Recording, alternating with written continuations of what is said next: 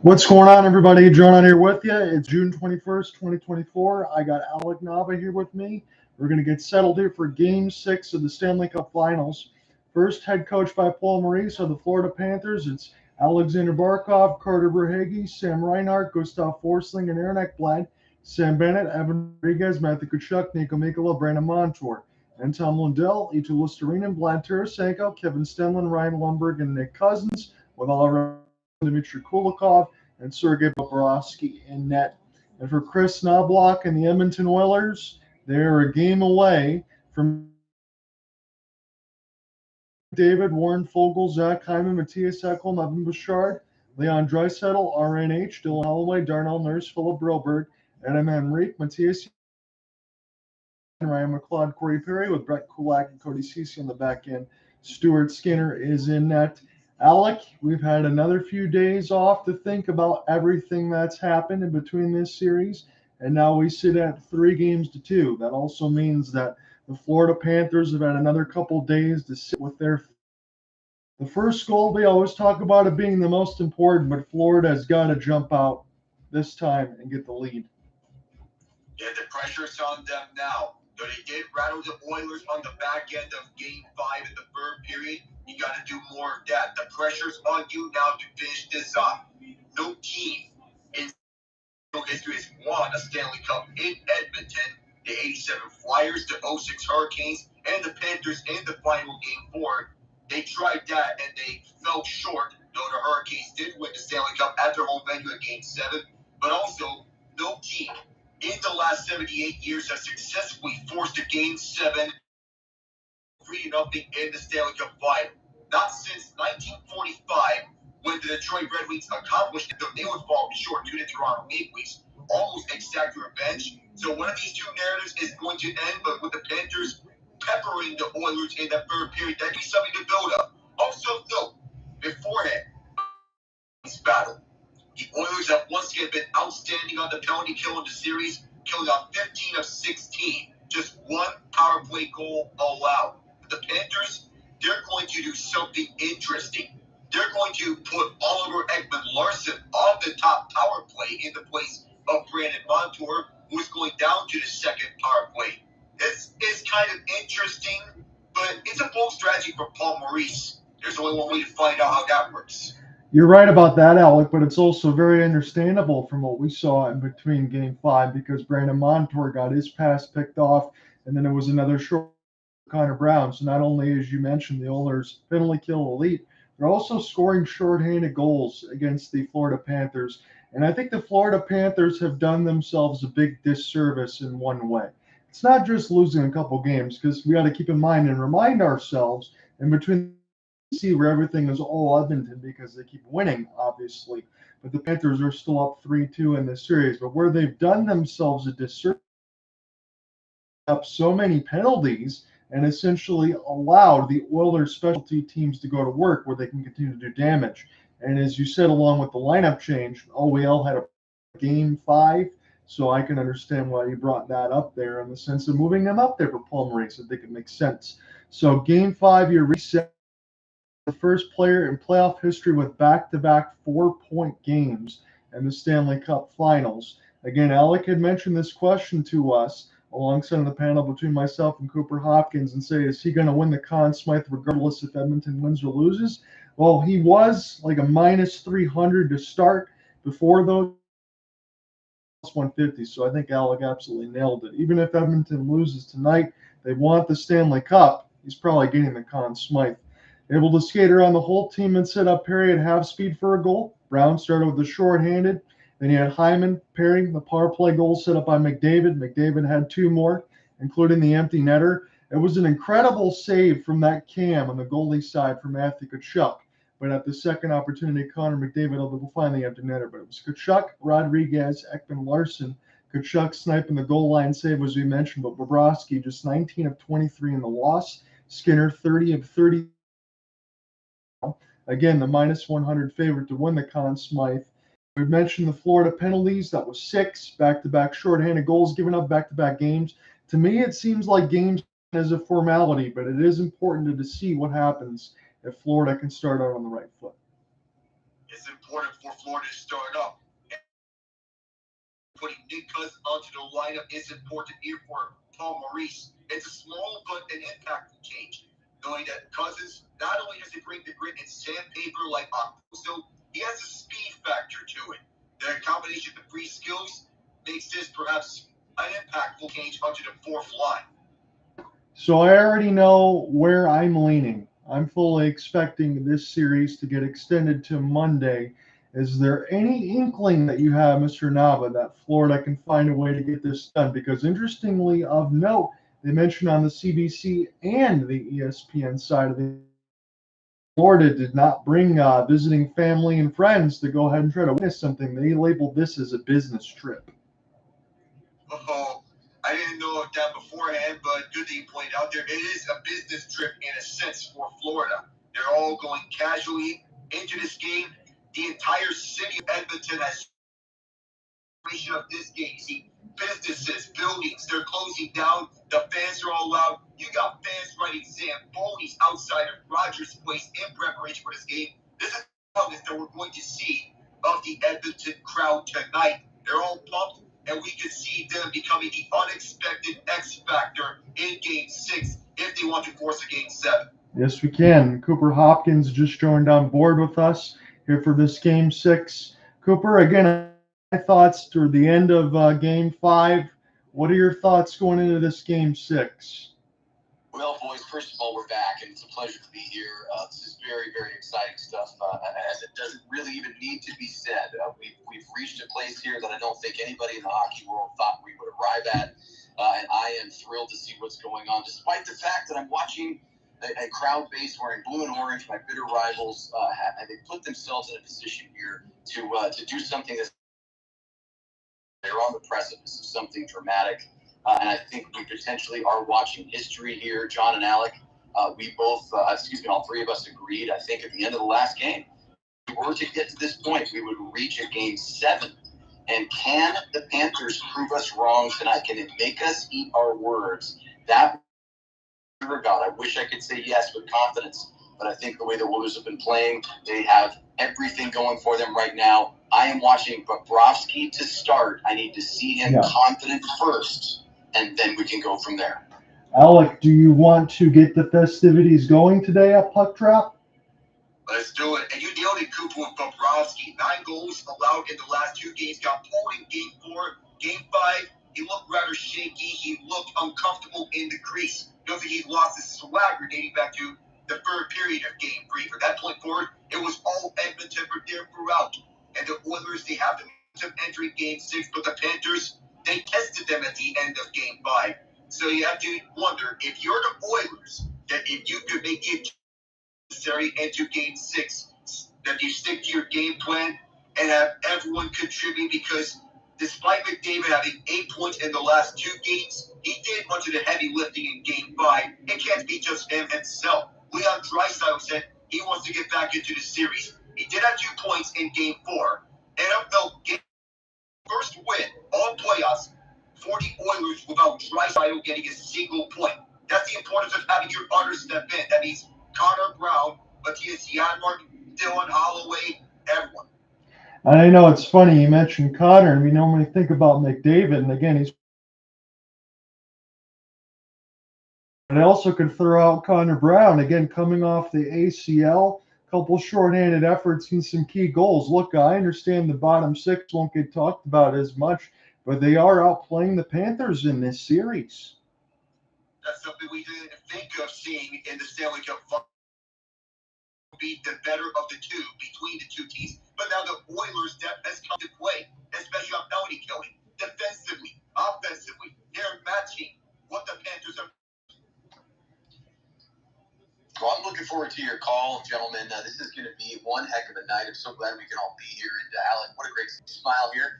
Man who played for Both teams across the Battle of Alberta belong to Lucci jersey on one of the fans in the Rogers. It's going to be a fun one here, boys. And the Leon Draisaitl factor is a big one. Boy, if he can get himself going, he's been a little quiet of late, yet the Oilers have found the victories. If he gets going, I think it's going to be a real ugly evening for Florida here on the road. But if they can get that first goal, that goal can really set the tone. Can the Panthers do it? Let's take it away, gentlemen. I'm excited for this one. A 9-0, 156, and a 938 for 4 through 7. Take it away, Alec. And Stuart Skinner is the definition of it's not how you start, it's how you finish. He's undefeated in games 4 for 7 in this year's playoff. The Panthers trying to head of his first loss. We're 15 seconds into game 6. We're rocking and rolling. Almost a giveaway on a pass across, but it was. But his Ekholm got it out. Who was starting out on a line with Matthew Kachuk to begin with. Over the near corner, the Oilers re-pick this one up. Connor Brown center. Evan Bouchard just gets it out. Entry feed over to Adam Henrique. That was nifty. Henrique backhanded around over to Brown, who looks back. Brown forced over to the wall, and here's the pass across. Here's Darnell Nurse. Puts on a backhand. Didn't make it away all the way through. Here's Philip Brodeur. Long wrister. Went wide, and jumping onto it is Draisaitl. Has been relatively quiet in the Stanley Cup final, but he's looking to get more points when it matters. The Panthers get a takeaway. They'll just send this down for the ice. It is Sam Reinhart, who's been relatively quiet in the final. And picking that one apart, what I thought it was Alexander Barkov, but here comes the Oilers, 2-on-2. Here's Henrique. Shoots one out Bobrovsky to rebound free. Dylan Holloway didn't get a clean look. Barkov, once again with this. To the left side. Nico in the 77th. Around this one goes. Stuart Skinner thought it was an icing. It was not. Ekholm will get it back over to Evan Bouchard up for the near half wall. Can't get it out. Draisaitl will pick it up again. Lead pass over to the Oiler logo and lead the way. Can't get it over to Holloway as Tarasenko was in the way. OEL just banked this off of Tarasenko.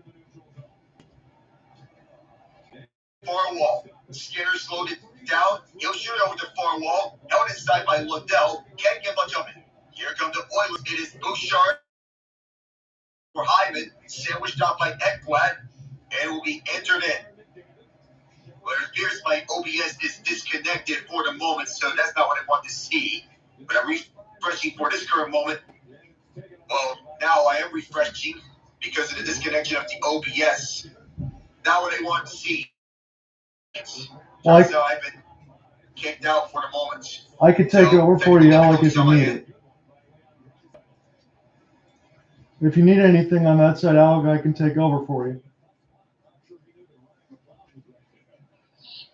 John, why don't you go and jump in here on the play-by-play just momentarily here and get ourselves set here. 7:30 to go, 17:30 I should say to go here in the first. A single shot apiece here in the first period, game 6, and it is 0-0. Florida and Edmonton tied. We have an icing, so maybe we can reset just a bit here. I think we have a penalty call on the side near the right side of the red line.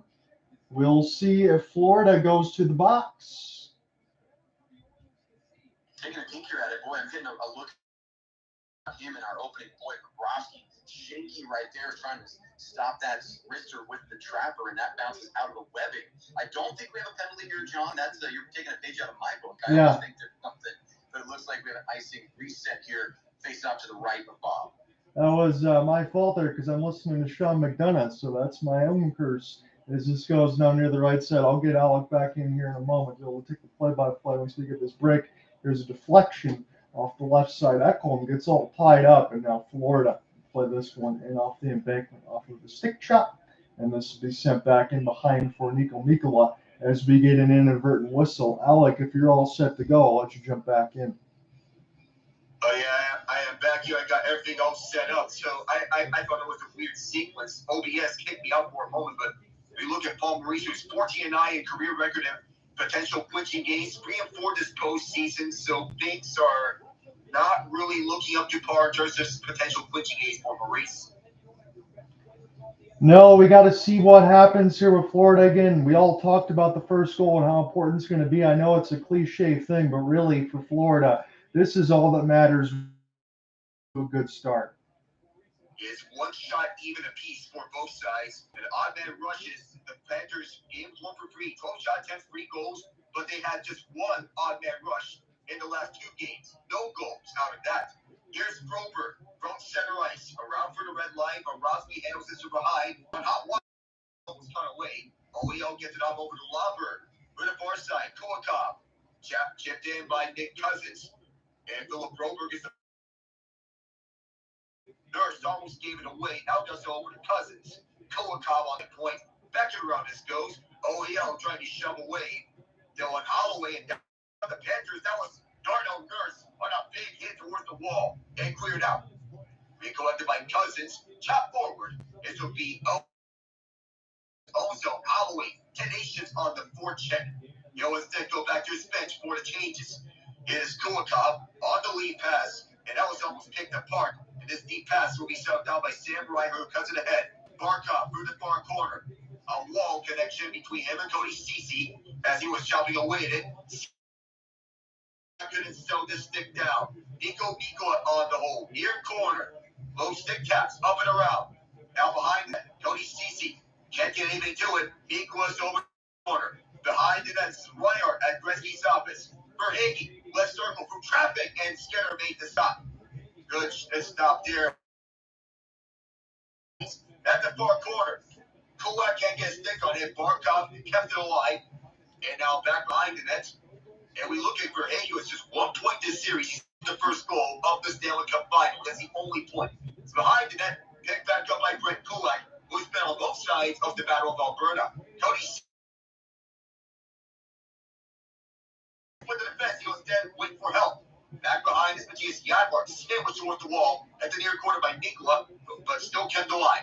Janmark looks backwards over to the right circle, fires one from Bobrovsky, took it to his chest, stops it, 5 minutes, 17 seconds gone.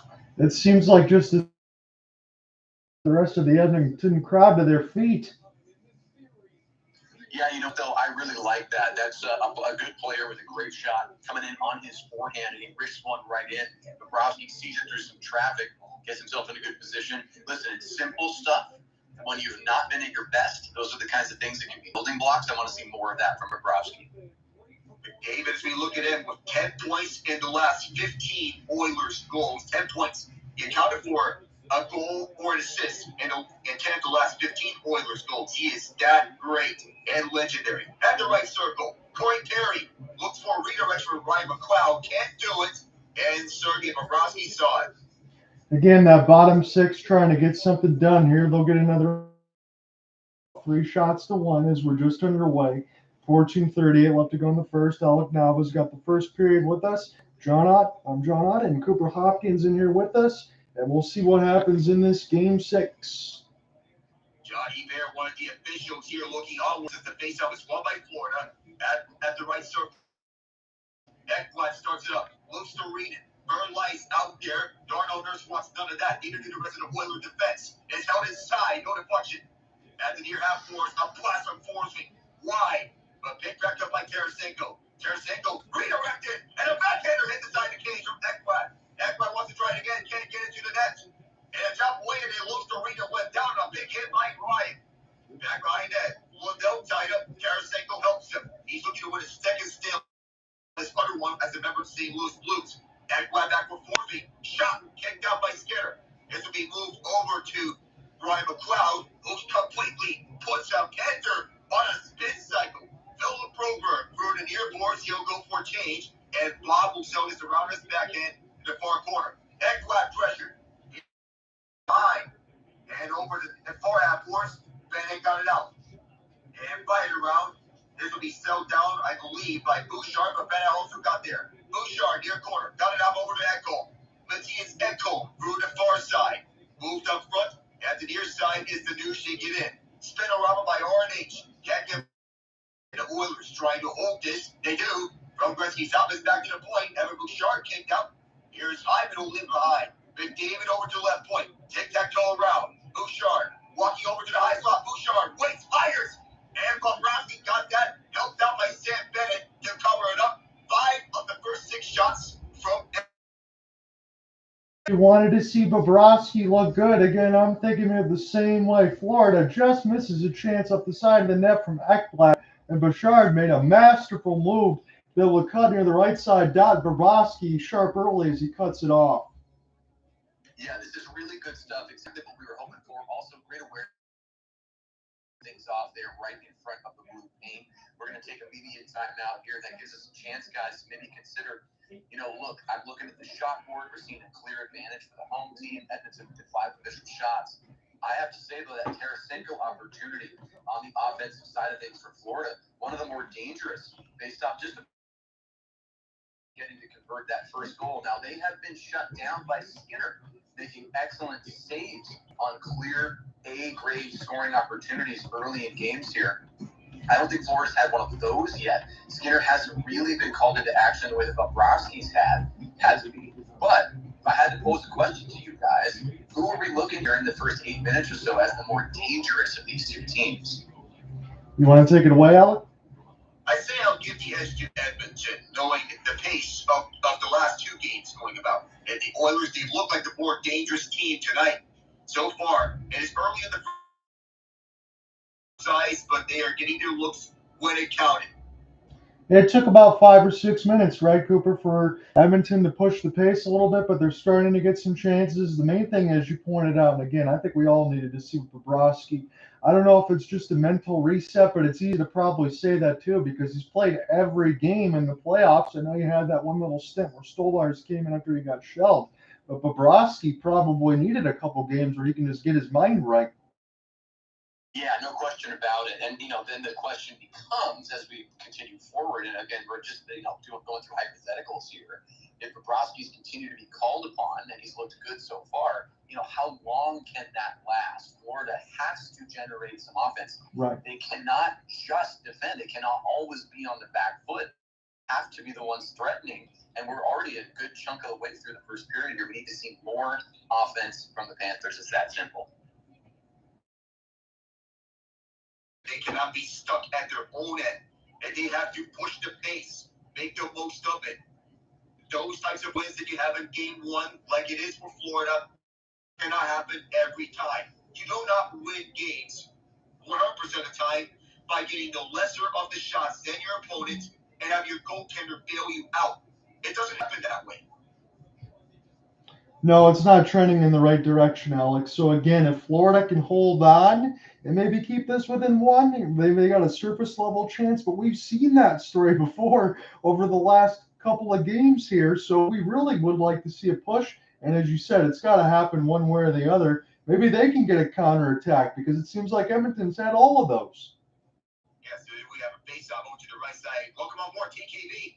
Good evening, gentlemen. Thanks as always for doing a great call. I'm excited for the game tonight. It's going to be a gooder. Yeah, for sure. Let's get this rocking and rolling. We have a face-off won by the Panthers. And just yesterday was Snoop Dogg in the building of Rogers Place of tonight's game. He is backing the Oilers, as he mentioned over at his concert. For the right side, Gustav Forsling missed this man. Skinner will play this over the left side of his crease. And I'll go to Reinhardt, who cycles this one around. And a rush to this puck. Dylan Holloway got it out. It'll be recollected by Carter Verhaeghe, who sent his opposite side for Barkov. And a picked up pass. The Oilers back with this is Draisaitl. Tic-tac-toe! Warren Fogle! Offensive score! 8-6. Well, again, for Florida, this is the same narrative and the same story that you found yourself over before. You turn the puck over, you lead yourself into an on-man rush, and it's in the back of your net. This is getting old for Panthers fans. That was a brutal giveaway. Can I hear I don't know if you guys heard my scream, but they're giving me the game about a minute and a half ahead in Canada. I realized I had to shut the hell up and wait for the call. Sportsnet, yep. Sportsnet it is. Cooper, you there? Like, oh, and I was like, oh, shut up, better mute. Shut up. No, that's like up there. I don't know if we can hear Cooper, if anything. I can't hear him from our just Cooper. Well, probably I can get him back in if it bounces out. I could hear him earlier when he was chatting, but that was a beauty call getting him on the board earlier. Just like you said, got the chat with Snoop backstage the other day. He's back to the Oilers. I threw the clip up there for the boys. Let's go. Let's see the Oilers. Canada's last stand, as it is in Game 6, and the crowd goes crazy, as Bob will say. It is 1-0. In West Point first in the playoffs, the Oilers are 12-5, including Games 4 and 5 of this series. Moved up, goes back to McDavid. McDavid fires, and his Panthers are back up with this. A missed pass will go too far, and it is Matthias Ekholm the first there. The arm got up just in time. We will have an offensive face-off. The fans are waving their orange pom-poms. Let's get it. I'm deleted the Stoop interview, boys, but not sure was he. Woo! I'm just trying to do it to make sure that we can all see the side so I can get Cooper in here. I think we're good now. So we should be good by this point. We did get a request beforehand. I can't do anything because this is Connor Brown. The Oilers fans are wondering what was his call in terms of anything. As Sam Bennett got into Brown, we're waiting to call. I believe there'll be a penalty here, but it's formal from Draisaitl and Knoblauch officially. Here, I think we're all set on this side, so we can get his immediate thoughts from the goal as everything's starting to unfold. Well, boys, apologies a few times. I'm always good for one technical difficulty for broadcast, and that came at the most dramatic moment as the Edmonton Oilers opened the scoring just at about the 8-minute mark of the first period. Now we're going to have a slashing penalty, so things continue to get interesting here as the Oilers will now be down a man. Florida with an immediate opportunity to answer Warren Fogel's goal, which was a beautiful snipe.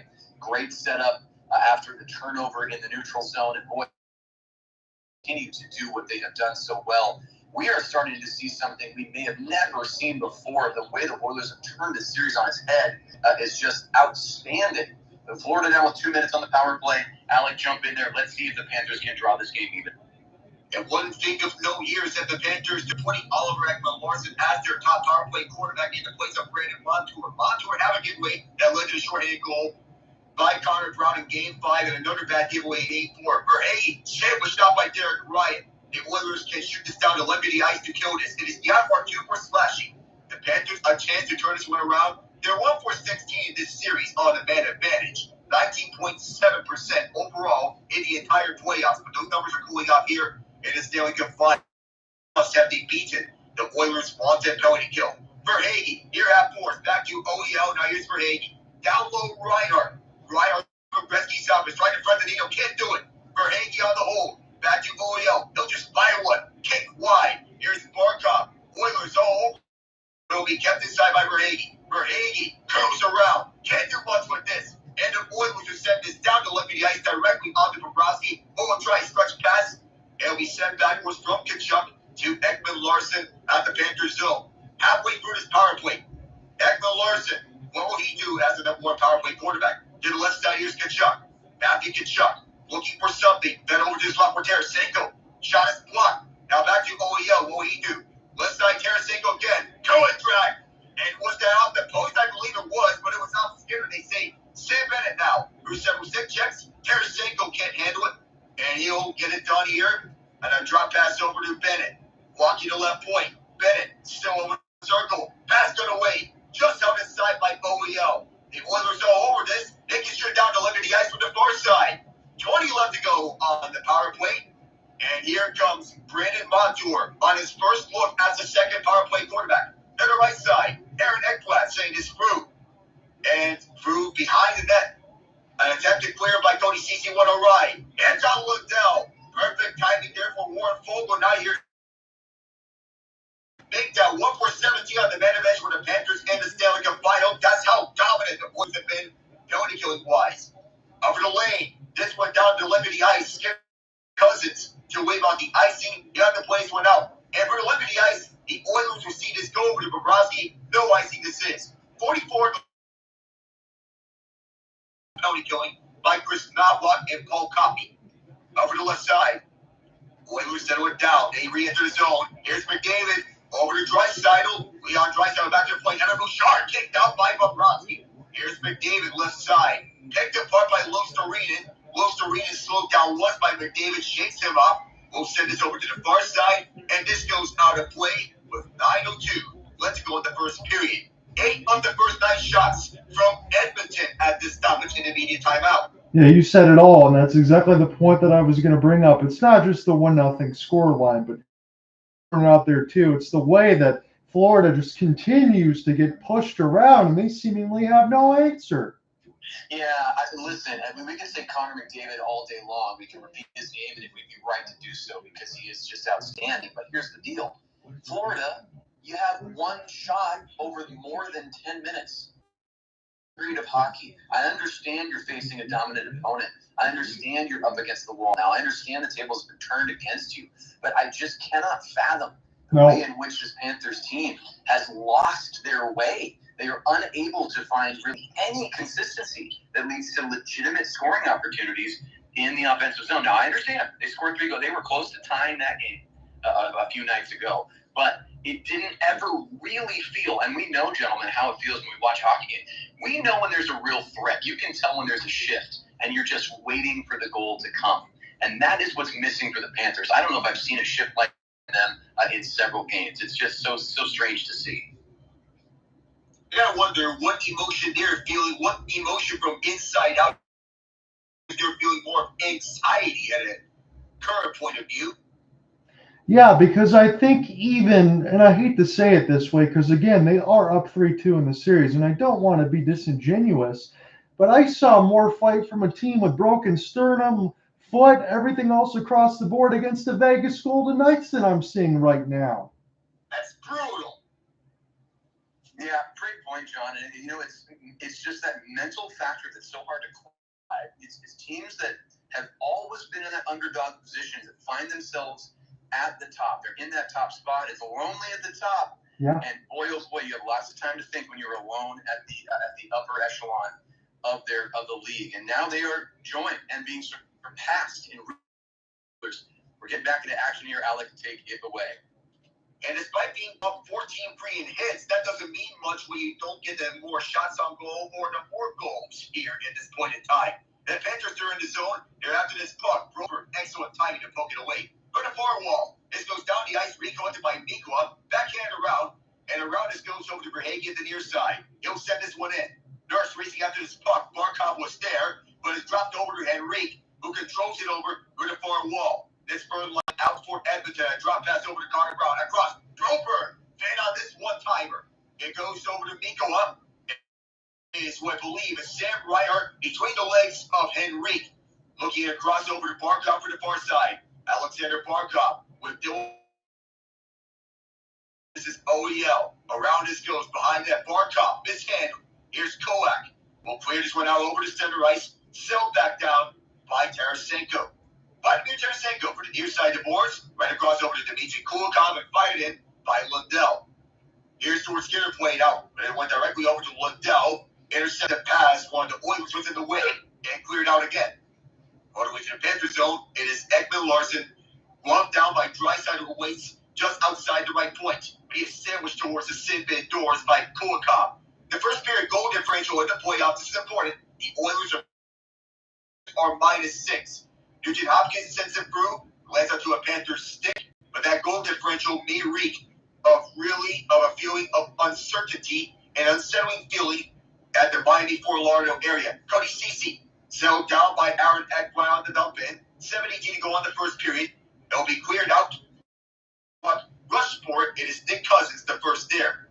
Off of Ekholm's stick, Bouchard arriving simultaneously with Lomberg, who shoves it towards the wall several times. Cleared out again. Here's a rush. Zach Hyman. Oh, yes, Ekman to beat. He'll wait for help. He'll pass back over to Bouchard. Takes the one-timer. Bouchard, through several screens. This takes a block off of Luostarinen. Nugent-Hopkins kicked out by Sergei Bobrovsky. Is held inside by Ekholm at the deep left point. McDavid up with this. McDavid. He's done so much sorcery in the playoffs. As you have another one of those episodes in him. McDavid. Walked off a stick. He'll be over to the left side for Kevin Stanley. Stanley shoved away by Evan Bouchard. He put him in the wall. 6:30 to go here in the first period. As Ekholm, watched by the hot rod, Evan Rodrigues. Good and forward on the stretch pass. Missed it. And this will be icing. Photo finish. Nico Nicola was ahead by foot. Ahead of Ryan McLeod. It's kind of funny how the series goes, isn't it, gentlemen? Evan Bouchard gets mocked a little bit by the Panthers, having a little bit of a rough series, down 3-0, and all of a sudden he pastes one of the Panthers in the wall, and they've got total momentum. How things change. Indeed, and Alec, I'm going to have to steal one from you there. I like that photo finish. That was a close icing call, but good job by the Panthers to show that effort, get those skates moving, and get that icing call. Now they have the face-off to the right of Skinner. NASCAR fans will understand the term photo finish. There's been 3 separate instances on the 2024 season. This will be sent to invited Oilers. They get the clear on the dump in, and now they can change. Set up a route. Right around for Gretzky's office and back over to the long wrister. Fed away by Bobrovsky. Kept inside. The shot is wide. The Oilers jumping onto this. The Panthers a step ahead, but it's Derek Ryan on the hold. Back it around, near corner. Send it around over to the left point. Didn't make it away all the way through. Now if he gets up, clears it up. Derek Ryan has it back over to his teammate and is sent back in as a race for the puck. This icing, no need for a photo finish. The only Panther shot came from 170 feet away. And that's not something I've ever seen ESPN or ABC point out. What a stat. All I can say to that, if that is accurate, and we have no reason to believe it's not, yikes. Panthers really, it is a really, big yikes, Cooper. Indeed. And you do not want shots from that long of a distance. The only way you're scoring from there is if the goaltender egregious puck that's going to get Steve Dangle shouting in the top of his lungs. It's an important offensive zone draw, Alec, and it looks like the Panthers might start with it. It is Carter Verhaeghe. He did win it. Looks to send it back. He's close stop, but helping out is Reinhardt. Through the left circle, still a tie-up. Henrique is there. Verhaeghe pokes it back, but Corey Perry was in the way. Behind the net, Brodeur takes it up. For the far wall. And we sent backwards, kept inside by the Panthers. 3 Oilers on the way, including Brodeur and Henrique. Henrique, several chops set in. 1 Panther falls down. That was Reinhardt. OEL on the key. Back around, far top. Kulikov. Now it's Reinhardt. Tic-tac-toe around for OEL. Wide one up. Stopped by Skinner, but it comes back over to Ekman Larson. Walking the point. Over to the right side. Drop pass over to Verhaeghe. Can't hold it. Bad timing for the Panthers to have that one exit out. They need a shot. They just got one, and it was not a high danger chance. 5 minutes ago here in the first period, and walking with this is Cody Ceci. You'll feed it off up front for the approaching Leon Draisaitl, who's activating. Bruce center ice. Now to the right side. Draisaitl across. Going drag shot. Went wide of the net. Out inside by Ceci. Drag pass up around. Here's Vogel. At the near corner. The beat for Draisaitl poked away. Gustav Forsby touches up. And that was the last touch. This may be a Panther power play for County here, as I meant to say. Yes, it is. It is, Alec. And again, Leon Draisaitl, they've been talking about whether they're battling an injury, a little bit like that. Luostarinen will get a piece. He was able to skate through the entire team pretty much and set up a cross pass near the right side dot. And now you give the Oilers another chance to add late in the period. Yeah, and a pretty clear slash right there. But that's not the way to do it. You don't want to be flailing your stick around loosey-goosey. That's just a recipe for disaster. And you know what? We just see such a clear distinction between these two teams' offenses where the Edmonton Oilers seemingly are able to develop some offense almost out of nothing. As soon as one player possesses the puck, it really appears that they can build, and they are showing us, they can build an offensive series and possession that has real danger and real threat to their opponent. Whereas the Panthers, they may possess the puck for a little while, but they never seem to build danger, guys. It just baffles me. They might have the puck passes, but I don't think Skinner or the teams, the players in front of them are all that worried. They're not. And with that much possession time by the Panthers, you can't possess the puck for all that long. What matters is that you actually test the Oilers. But this Oiler defense is playing a near-perfect first period through more than 15 minutes it's played here. That's a near-perfect first period by the Oilers. The Panthers, they look a step behind on all fronts. They look slow. They look sluggish dating back to Game 4. And even with the swap of Nick Cousins into the lineup in the place of Kyle Okposo, this same narrative is continuing on. It's got to change. Yes, it does, Alec. And again, I hate to say it this way, but I have to, and I know you gentlemen are going to agree. This is one of the biggest game, and it's 4:37 in the first. You said it, John. You said it. Hearts in our throats here. This is almost do or die time for the Panthers. It's wild that we're having that kind of discussion right here.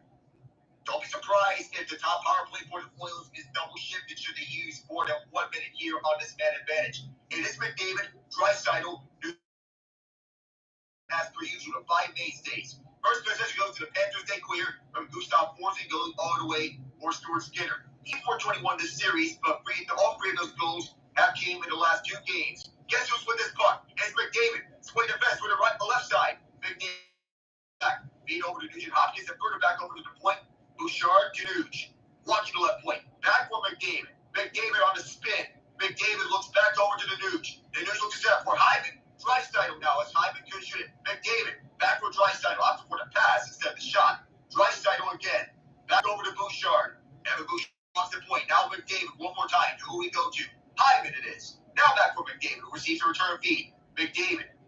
Johnson passes over to Draisaitl.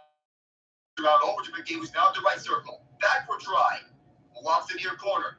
McDavid back to the point. He and Bouchard exchange spots. Bouchard for the Nuge. McDavid again. Left circle. Bouchard one more time. Draisaitl. A tie one-timer. Jumping back all the way. With Bobrovsky to stop it. And cover it. Cooper, this looks like a...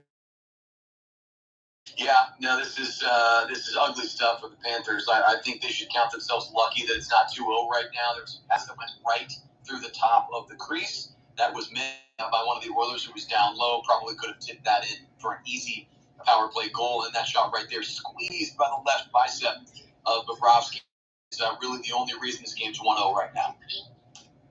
6 power play goals for Draisaitl in the playoffs. 5 of them came on one-timers from the circle. It is the Panthers clearing it down. It'll be Skinner resettling this up. There's a lot left of McDavid's tank on this man advantage. When he pass it down, he first over to Draisaitl, but now here's the entry over to CMD. Parked to the near half boards. Now bouncing pucks down by Bouchard. And missed on this pass inside the zone. For Draisaitl, they'll have to resettle back down. Now here's Nugent-Hopkins on the entry beat. Drop pass McDavid. McDavid sticked away by Barkov. Who else? Now it's Nugent-Hopkins on the keep by Hyman. Barkov was there to intercept it. McDavid tried to just take it away. And the Panthers clear it down. Skinner, time for one last rush. Bouchard staying out there. So was Draisaitl. Entry feed across over to Ryan McLeod. But the offside is signaled. The man advantage.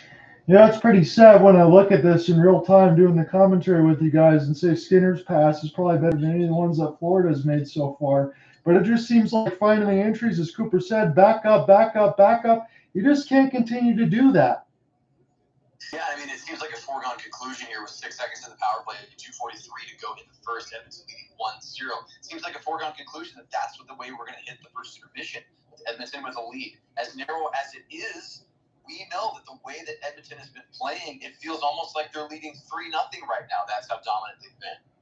Kind of looks like the Boston-Toronto series as the Panthers have basically killed this penalty out. But it's an eerily reminiscent deja vu to that series. Games 5 and 6 with the Bruins, they were limited to 3 first period shots in games 5 and 6. 2 in game 5, 1 in game 6. Ready for this puck. It'll be settled down by Nurse. Shoved into the wall. Tap at it. Nurse is shoved down. Then gets back up. So the second period goal differential in the playoffs, +12 for the Oilers, +6 for the Panthers. But that third period, perhaps the most important for Florida, +13 for them, -7 for the Oilers. 2 minutes to go here in the first period. The Oilers only got to a swift 1-0 lead. Sergei Bobrovsky being the big. The Panthers are down by 1, and honestly, they're very lucky to be down by 1 and not down by 3. Sam Bennett from the Sinbin side. Oshane, I believe it's Tarasenko. He's wearing the alternate captain. Luostarinen from Gretzky Sabas. Luostarinen stick whack out of the way. Wants this down, chopped away again. Tony CC back with this. Backhands along over to the far boards. And the Oilers to pick this one back up. Derek Ryan. Tarasenko got back on time to deny a 2-on-1. Then gets back with this puck from the far corner. Sends it over to Luostarinen and sent inside by Lundell. Back with this is Ekholm. A defensive ace dating back to his face. Down for the ice. And this went off a stick. Curious icing. I thought this was a Panther stick, but it turned out to be an Oilers stick. 11-2 on the shot board with 1:11 left to go in the first. This is going to be the last game at Rogers Place alongside the last game maybe at Emirates Bank Arena. And Edmonton is certainly going with a bang right now. 11 shots for Edmonton, 1 goal, 1:11 on the clock in the first. All ones for this game, and it looks like Edmonton is the #1 likely team to win the Stanley Cup, as there's a face-off won by the Oilers. I'll chip this to center. Alec, go ahead. We got a minute to go here in the first. Oh my, Warren Fogle almost got to this puck to get another great scoring chance. The Oilers know with this. Bouchard aside, Echo. The rebound was free. And that was Bobrovsky shutting it down. Just 2 scoring chances, but both of them are by the Oilers. Alexander Barkov back on the ice. We have Draisaitl trying to whack it away. Holloway almost sailed this down off the stick. Bouncing puck over to the Oilers zone. And the fact that this was not gloved down over center ice was a blessing in disguise. And icing goes the Oilers' way. Barkov, he's getting profiled right now. 4 points in this series, but the last couple he has been bageled. Somebody, anybody, you can get to the dressing room 1-0, but there's got to be a pushback in this next 20 minutes. Yeah, no question. I mean, it's. I know this has been well documented, but it's almost like Reinhardt and Verhaeghe, and along with Barkov, are just out there to give their teammates a rest at this point. They just seem to be bodies. It's just zombie time for a lot of these Panthers. It should not turn into plans for the Panthers to get a face-off ready to go. Good hole by Nugent-Hopkins. Here's Hyman tied up in the far corner. Hyman trying to get it back. Barkov was there. Several stick lifts by Nugent-Hopkins to try and dispossess him. Good awareness by Barkov to stay with this. But the entry feed goes aside for Hyman. No icing here as he gets back in at the near corner. Hyman leveled at behind the net, but stays with us. 10 seconds. Do the Oilers get one last shot away? They won't here. 5 seconds. This goes back over to the right point. He throws it, pumps it high, and that'll end the first period. It is a 1-0 lead, but the Oilers, they look like the dominant team. 20 minutes, 11-2. Their shots on goal, and that's despite the Panthers having a physical edge. 16-7 is not meaning much for them.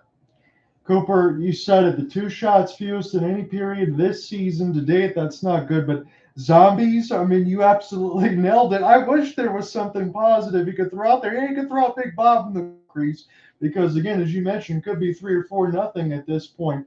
But I've never seen this Panthers team, even in the last couple of seasons.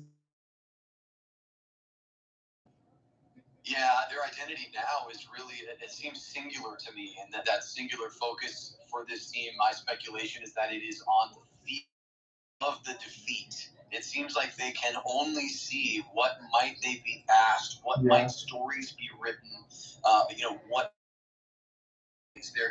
their colleagues. This is their job. How do they look at other coaches?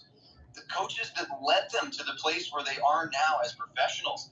That is a tough pill to swallow, to say we were up 3-0 with everything going for us in the Stanley Cup final. It was basically in our grasp. Closer and closer to the edge of this cliff where they are about to be pushed off by the Oilers to be supplanted as the Stanley Cup champions this year. It's just got to be very, very fear-inducing. None of us really can fully imagine what that feeling is like, but that's what I think is coursing through their veins right now. It's a scary thought, and I don't know what has to happen to get them to find themselves again, but it's got to happen fast or we're staring at Game 7. And Alec, I mean, really, what can they change? We could talk about, hey, you need press. Hey, you need belief. It looks like all that's been sucked out from them. So I don't even know how they can do this. Yeah, you wonder. It has to come from within. Perhaps you have to find that belief, find that heart again, the will to play, the will to drive it down for the Oilers, the will to win a Stanley Cup. Yeah. Because all of that in the last 2 games, even argued the third period of Game 3, all of that has been gone in an instant. Instead of Thanos looking on from at the sunset, it's going riding off into the sunset, and then you fall down a chasm. That's what we're seeing. John, I'll just say this really quickly. Listen, we all this full well also. The Florida Panthers can. They have the capability. They can absolutely turn this thing around. They might even win tonight and take home the Stanley Cup. But my point is, we know that. My point is, it's going to come as a surprise. That is what Edmonton has done. If Florida is able to succeed, we will be shocked by it. and just done, and they have overtaken this series so dramatically that I don't care if it's Tkachuk takes the game over and has a hat trick. I don't care if we get a random goal, Sam Reinhart wakes up and he scores a game winner. You go down the list of any scenario you can think of. If it is a Panthers success, something positive for Florida, we will be shocked by it. I can't believe that we are talking about things in that way at this point. No, I can't either. I got a lot of intermission stuff to talk about. So times as well. I know we're having fun doing this game nonetheless, but we are shocked as what's stood in front of us here. So 11-2. Alec well documented that on the shot board, and ESPN talked about it from the shot from 170 feet was the one for the most for the pretty much the entire period. 16-7 on hits, 10-7 on draws. That doesn't matter for the Cats. Both teams 0 for 1 on the power play. And takeaways, 7-2 Oilers. So I have a lot of intermission content to talk about. I do, and honestly, I saw this quote from Gary Bettman, maybe a little bit in the sense of a little bit upset that some of these things are happening in the news cycle as far as these trades. Well, gentlemen, we can't have the Stanley Cup final pretty much end right at the end of June. We have the draft next week. You can wonder what's going to run on Gary Bettman's head. You have the draft over to Vegas beer, but you have the Stanley Cup final going on. But come on.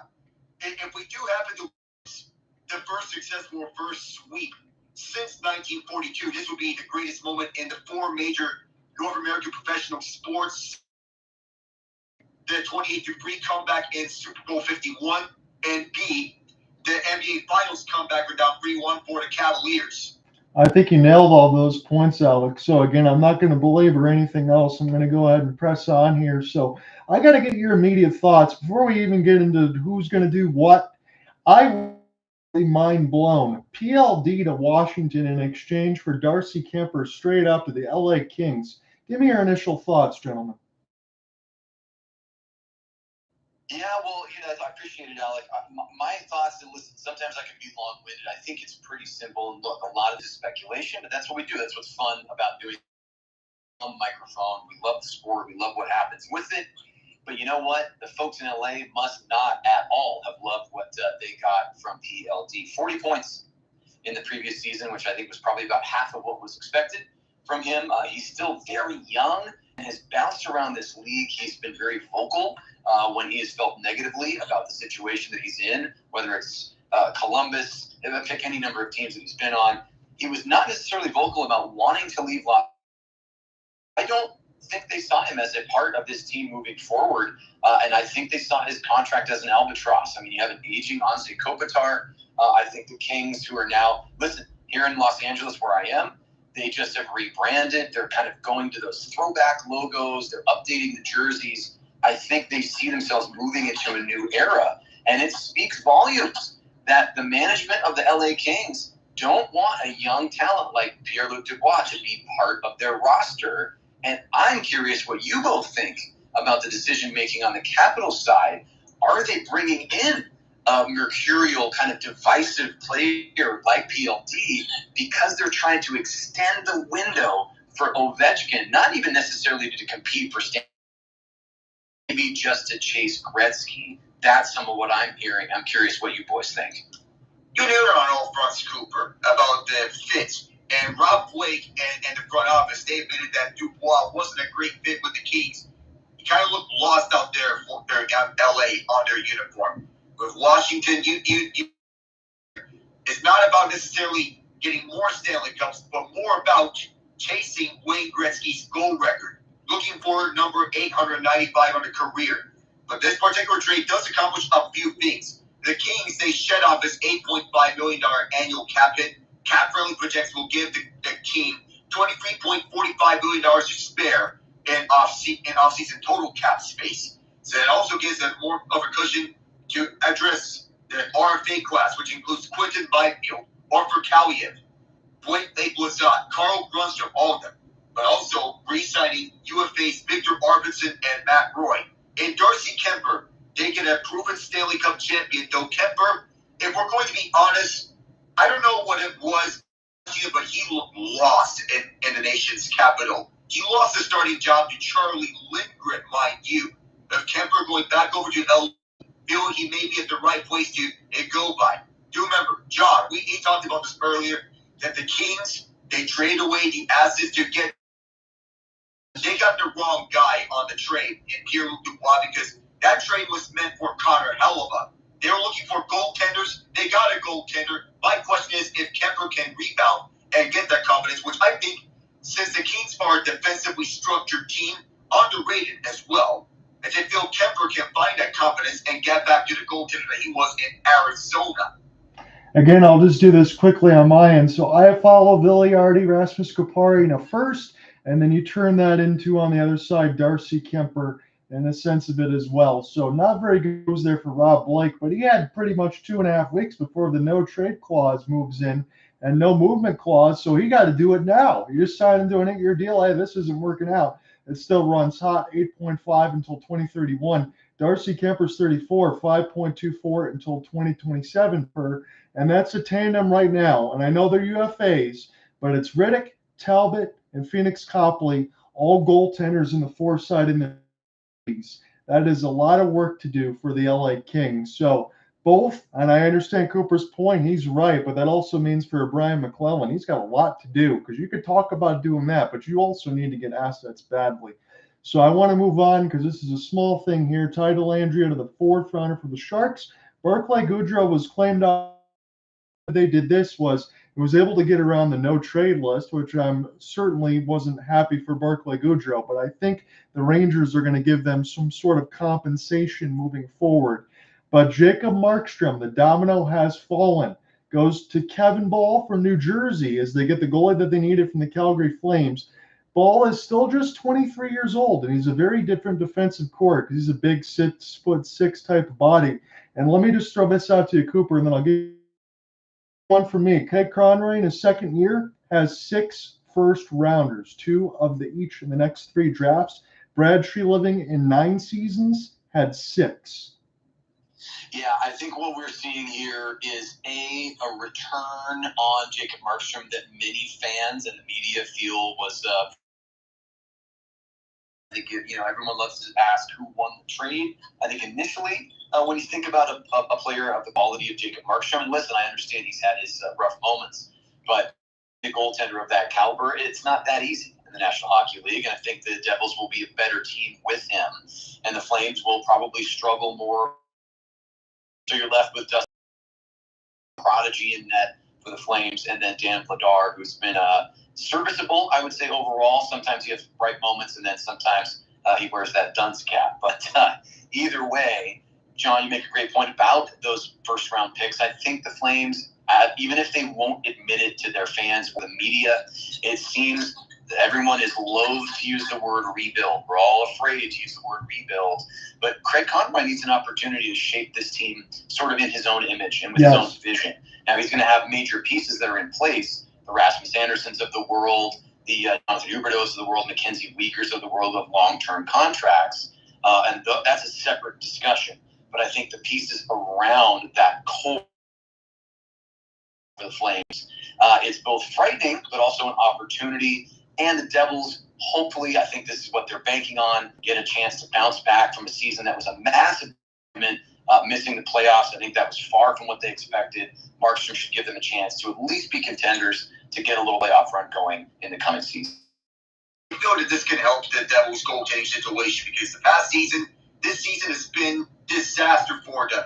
Injuries aside, the expectation was playoff contention, and they came up extremely short of it. They were eliminated way before the final days of the regular season, and they need to address their goaltending by getting more at the starting goaltender. Do remember, he is 34, and he has this coming season and the season after left on his contract. At that cap hit for Markstrom, he could get them over to the top, but usually goaltenders, they don't last way beyond 33 years old. But that's also that factor. Reflexes can decline, but knowing that Markstrom, he is serviceable, he can help them over to the playoffs. Say if the Devils, they can revamp that team. At the defensive side of the ice, get all healthy bodies. How Shimon Niemann can do in his first full season as well. For Calgary, yeah, they may be prioritizing the word rebuild. That Craig Conroy, he did get his work cut out for him, and and he successfully dealt a series of veterans over to playoff contending teams. Elias Lindholm, Nikita Zadorov, Chris Tanev, Tyler Toffoli over to New Jersey. Not make it over to the playoffs, so he still did make it to the playoffs. The Jets in the trade over to there. But also now that you have Marshall over New Jersey this time around, it feels like a rebuild/retool may be coming into play. And also, you don't wonder what to do if you're going to build this core. Jonathan Huberdeau, Nazem Kadri, Mackenzie Weegar, Rasmus Anderson. You want to wonder what's going to happen with that current core, and you surround it with the young pieces like Connor Zary, Martin Pospisil. You'd wonder what is to come next. Now you have another young piece that Kevin Ball brought into that mold. Plus, you want to also know about the development of Matt Coronado over the minors, because he was sent down earlier in the season after he had 2 points in the first 10 games. You wonder. But also you got another nice piece of Yegor Sharangovich to build upon. So they're prioritizing the future in Calgary. And I think that's the right decision by Calgary. Yes, it is. And I will talk more about that as we get along. I know we only have a few more minutes here, so I'm just going to hit through a couple of these checklists here, and I can have Cooper jump in, especially if he wants to. But Alex Nedeljkovic here. Alec, you're going to like this one. 2 years, $5 million, 2.5 per to stay in Pittsburgh. 28-year-old, I thought had some excellent numbers, and I think that that's a good move.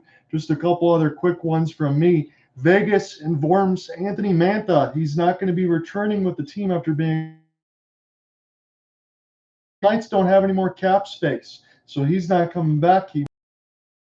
GM Don Waddell now with Columbus says they quote-unquote hockey trade to give Patrick Laine a fresh start. If Laine can get healthy, and everyone hopes that he can, I know that's been a problem over the last several years. He is a former goal scorer, but he's owed 8.7 per until 2026. And also a shocker, Columbus might be willing to move their 4th pick.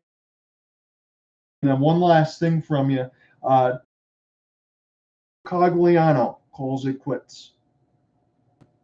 Yeah, boy, Cogliano. Yeah, Alec, go ahead. Cogliano, what a career. I just want to hear your thoughts first, and then I'll jump on some of those points that John just made. So, yeah, I'm thrilled about the re-signing at first. I thought we were going to lose him over the offseason to a team that's willing to take on him and his services. $2.5 million for the 2 years and runs through the 26 season. There you have it, our backup goaltender. But what catches me about Cogliano throughout his career, the most impressive thing, he missed a grand total of 27 games in 17. Yeah. It's also worth mentioning he played 830 consecutive games from October 4th, 2007 to January 13th, 2018 before the streak ended because he was suspended. He's an absolute grinder at the bottom six, and he's a well-respected veteran on a defensive presence, always brought that grit and that tenacity over to the bottom six well over retirement. Colorado, he's going to continue to have him over at the front office. It's cool of them to, and it's so cool of players, whenever they retire, continuing on with the team at a front office / coaching role, it's always nice. Case in point, Chris Kunitz. Yeah, Alec, you nailed it. And you know what? Cogliano is deserving of it. And I mean this in the best way possible. He was always a guy who was just there. You know what? You just always heard his name. He made himself noticed in plays. He made the most of his shifts. He was really relied upon, I want to say, in every stop. Multiple teams, I think 5 or 6 total teams that he played for. And it just speaks volumes when a player immediately upon announcing their retirement. And listen, this is not a flashy name as Cogliano, but I even think about, of course, my own favorite team, the Flames, with a Michael Stone, you know, a 6th, 7th defender with a big shot. Never got off that bottom pairing, and summed up in the booth watching the game. But fans and players loved what they brought to the ice, loved their passion, loved their knowledge of the game. He is with the Flames staff, and now Cogliano will be on staff and giving his knowledge back to younger players, exactly what's needed. John, I just want to go back to one quick thing as we're getting ready to start the second period. Really quickly, if you think thumbs up, thumbs down, or it doesn't matter because he would have forced a trade anyway, what is your feeling on the Markstrom trade? You like it for him? You not like it? Or are you saying, oh, it doesn't matter because, you know, he would have wanted it? I know we're going to talk more about this in the future, but I'm going to say my quick answer and say I like it because the Flames also save cap space as well. And you give Dan Vladar a chance, they could split 41 games if they want, but I want to see what Wolfie's got. And I want to see what that defensive core around Miramanov and company done. So I know they're going to lose some games, but I'm looking forward to covering those with you because I think the future is going to look good. It's going to look good for Calgary. Take it away, Cooper. Second period's about to start. All right, gentlemen, we are underway with puck drop here at Rogers Place in Edmonton, Alberta. 1-0 your lead for the Edmonton Oilers. Just a few seconds in here as the Florida Panthers possess the opening faceoff, and then immediately Leon Draisaitl and company knock this one off the Panthers' stick, and it's going to be picked up right here by the top line for the Panthers, chipped around. In the first period, 24 shot attempts for the home team, wearing the classic blue and orange with the white trim, and for the visitors, half of that, 12 shot attempts for their white jerseys with the red striping and blue hockey pants. Again, we've talked about this quite a bit. 11 shots to 2 on the shot. Oilers look to clear their own zone right here with 40 seconds gone in this second period. A huge one, and now it's going to be picked up by Janmark. Sends it across. It was a wrister and a score to start the period, and that one is put in beautifully by the Oilers. We have a goal on the board, and it gets worse for Florida, boys. 2-0 for the home squad. Take it away. Beautiful feed right across from Matthias Janmark to Adam Henrique. It's Janmark on the opening possession. You take this one up left to right, and the Panthers, as they were pressing at the offensive side of the ice, they get caught on an island. Nothing to turn back on. The only one back was Aaron Ekblad, and his help was to defend this one. Go over front of the airports. A rush for this, and Janmark set that one up beautifully for Henrique to bank this post and inside. And Sergei Bobrovsky tried to play which one to go, the pass or the shot, didn't matter. Henrique, second of the series, form in the playoffs. Go ahead, Cooper. Wow, just disaster right now for the Florida Panthers to come out of the room. You've reset yourself. You've caught your breath. Now, and it's in. Oh, my goodness. I eat my words immediately as Barkov wakes up the captain with a C on his chest. Cuts the lead in half. It's 2-1 now. Okay, I'm going to step in on this one. So right after I take the piece of paper and crumble yeet all the way across, I go ahead and offer it off the backhand and another opportunity off the rebound. And Barkov, man, they needed that so badly. I guess we're back to square game. Yeah, rebound came right over to Bobrovsky. Barkov on the kick save, and Stuart Skinner, he controlled this rebound. Sometimes it's about whenever you get a convenient rebound, it's right there on your stick, bank this to an end. That's exactly what was in store for Barkov. We're back over to square one of the playoffs. Second of the series, that was a bad lead for Sasha. Challenging for offsides. Oh, John, go ahead here. I actually didn't catch this. What do you got for us? Challenging for offsides on Knoblauch's side. Okay, so let's take a look at this here. So officially, we have a 2-1 scoreline right now. 3-2 is officially challenged. As John just said, we get a cut here. Great shot by ESPN up in the booth, taking a look at what could potentially be an offside here. Boy, they are very, very close. We are looking, I believe, is that Reinhart who's stepping in? Is the puck over the line while the skate blade is still over the rule? You do not have to be in contact with the ice. You just have to be over the plane of the blue line in that offensive zone. What are we thinking, boys? You're going to tell Reinhart to lift that foot, please. This goal needs to count. You want to have that one lifted up. This Verhaeghe was walking it. See, the puck has to be complete at the time Reinhart is about to enter. Do we see a bit of white ice right in between the line? Or is this good? I think Reinhart, let's see, frame by frame, you be telling Reinhart to lift that foot up. We almost had a similar look with the second Mason McTavish goal in that Duck Sharks game last year, John, discussing about the possible offside. Let's see, I think they have every right to challenge this. It is extreme. And I am, unfortunately, because I know the three of us, the way we're leaning in this series, and my personal bias, I am seeing this potentially as an offside by about an inch or so. And in the NHL this season, we're looking at 85%, success rate on offside challenges. So it's very Knoblauch and crew will find success here. But John, I know we're getting lots of looks at this. Are you seeing what I'm seeing? I am seeing just a half escape led for Sam Bennett, or Reinhardt, correct. But the two Sams, they're getting a little bit of mix and jumble. Is Sam Reinhardt, the ex-Saber, who think this could be offside? You see that there's a lot of white ice in between where the skate is at and where the blue line's at just before. We're going to get the call. Unbelievable. No goal it is. Wow. And it changes the complexion of this game. And Paul Maurice is absolutely furious. He is screaming at the officials, and that is about as close as it gets, boys.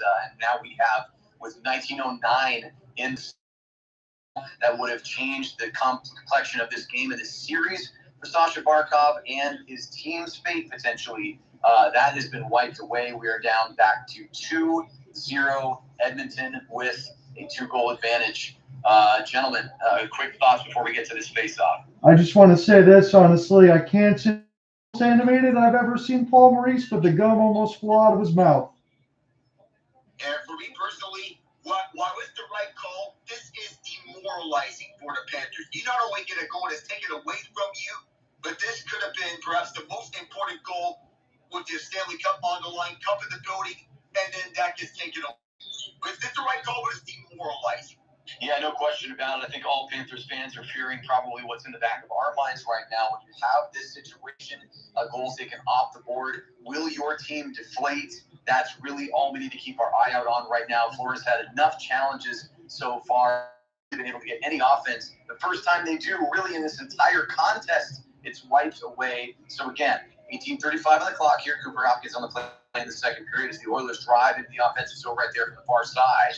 The puck's going to be chipped out, but no, it's held in right there. Nice stick right there, and it's going to be picked up by the Oilers, who flick this thing back in along the near boards, and it will be collected by the Florida Panthers and skated around behind Bobrovsky. 12 shots to 10. And Sasha Barkov's goal just moments ago waved away after a successful challenge by head coach Knoblauch and his staff. And the Oilers will skate this thing forward, looking for some more offensive zone time as we go back and forth here in Game 6 of the Stanley Cup Final. Now the Oilers behind the net. There's Draisaitl, looks for a man out front. He finds no one. It's going to be skated out 2-on-2 near side. Here comes Verhaeghe. Verhaeghe with that wrist. No, he's going to pass it off. There's a shot bouncing in front. Skinner had Barkov in front of him again, and he covers up with that big trapper for the face-off. I like that answer there for Barkov. Yes, it gets wiped away, but immediately off the next rush, and Florida gets their third shot. Barkov with the second one there. That's what you need. Just continue to put your head down and go to work. You can't look at all of Skinner's numbers because right now he only got 3 shots. Elimination game, Stuart Skinner does his best here in games 4 through 7. Even though the same percentage may be off, but once again, Stuart Skinner showing why that he does well in each type of games with Sam Reinhardt directly at his face. Yeah, no doubt about it. And there's a tough win for the Oilers right here. They're going to send this thing one out, looking for that stretch pass. It's unsuccessful. Puck bounces back to the neutral zone. It's picked up by the Oilers. Now the pass across is flicked away by the Oiler defense with 17:30 and change to go here in the second. One of the Panthers goes down as it gets shut. But the near half boards, the Panthers are fighting for that possession. The puck will be flicked out toward the Oiler logo at center ice. Going to be chipped along right there to Rodrigues. He skates it and looks for a pass across, finds his man back at the left points. Now the puck is knocked away, rattling free right now, and will be taken by Montour. So the puck rattles behind the cage. He looks to his right, and Montour gets the puck back one more time. Skates it back toward the blue line, back to the half board. Sam Bennett with that one floats through no one, and this goes through everyone. And Blomberg is going to get into it right here. He's known for that. I remember when he was back with the Stockton Heat. Maybe they had something else going on. And now Bennett and Brodeur, they connect. This is getting a little bit more feisty, guys. A little bit of fisticuffs here in the middle of action as they're getting another replay of that. That call, the offside on the base of it, it was enough for it to determine. Once again, when you look at the side camera angle, you get a more definitive look that you have the skate with white piece of ice, with some white ice right in between the skate That was what justified it. We see Janmark and Tkachuk each going to the box. Coincidental roughing minors. Is that really what you want right now if you're the Florida Panthers, to see Chucky in the box? No. Yeah, you read my mind, John. If you're a Canadian, that's what you want. Oh. Yes, indeed. No doubt about it. That you want to see number 19 tied up and off the ice as much as possible. And that is classic right there from Tkachuk, but in the worst way. The Panthers and their fans must be a little bit disappointed to see the man wearing the A on the left of his sweater back in the box for 2. We're going to have 4-on-4 here, and you have to think that the extra room on the ice works in favor of the home squad. And we were saying this hour, when Tkachuk gets in the penalty box, it immediately gives that Draisaitl McDavid line an advantage, and I would assume the Oilers are going to put him out there. No question about it. So we get the face-off to the left of Skinner. Nice clean win right there for the Panthers. They have had one bright spot so far, and that has been the face-off circle. They are ahead roughly 40 in that department. Now the puck bounces out front to the high slot, but no one at the near point. It will rattle all the way back to the red line, now taken by the Oilers and held in their own zone. They'll look to reset here. 20 seconds gone in the 4-on-4. 16:30 in the second period in the offensive zone now the far half boards. Taken in the corner, held right there. Pass and nice checking right there by the Panthers. A little bit of stick checking. Now the Florida Panthers will look for their goaltender to save them as that puck rattles around after a nice shot right there. Yes, I heard that reaction. That was a close one. Shot through traffic, and now Barkov feeds it across to, that is Reinhart skating forward. He can't keep possession. He will back around to the far point where it is picked up. Flicked back across. Reinhart gets the puck again on his forehand. Gonna drop this one off for Barkov. Now a shot through, but that bounces off the body, and the Oilers will skate away. 13 shots to 3. About a minute to go here in the 4-on-4. Connor McDavid goes through the legs of Brodeur. He was about to do it himself again. I love these real-time reactions. Now you know. Yeah, sorry about that. I should really mute. I've had a few minutes and I'm cheering for the Oilers. I'm excited. Please don't, because the only shots that tweet out, Connor McDavid just walks in, like John said earlier, like he's dancing through cones. What a shift for 90 seconds. Yeah, it's one-sided right now, and you have every reason to be excited. We're trying to balance the coverage as much as we can here, but again, I think we all called in the pregame that this was going to go 7. I think we're just shocked to see Florida look disemboweled. No, we're not. This is game 6, and y'all are America. Got to be Florida. So you need the Canadian. Oh my God! Isn't it ironic of me that I low-key want to see the impossible happen?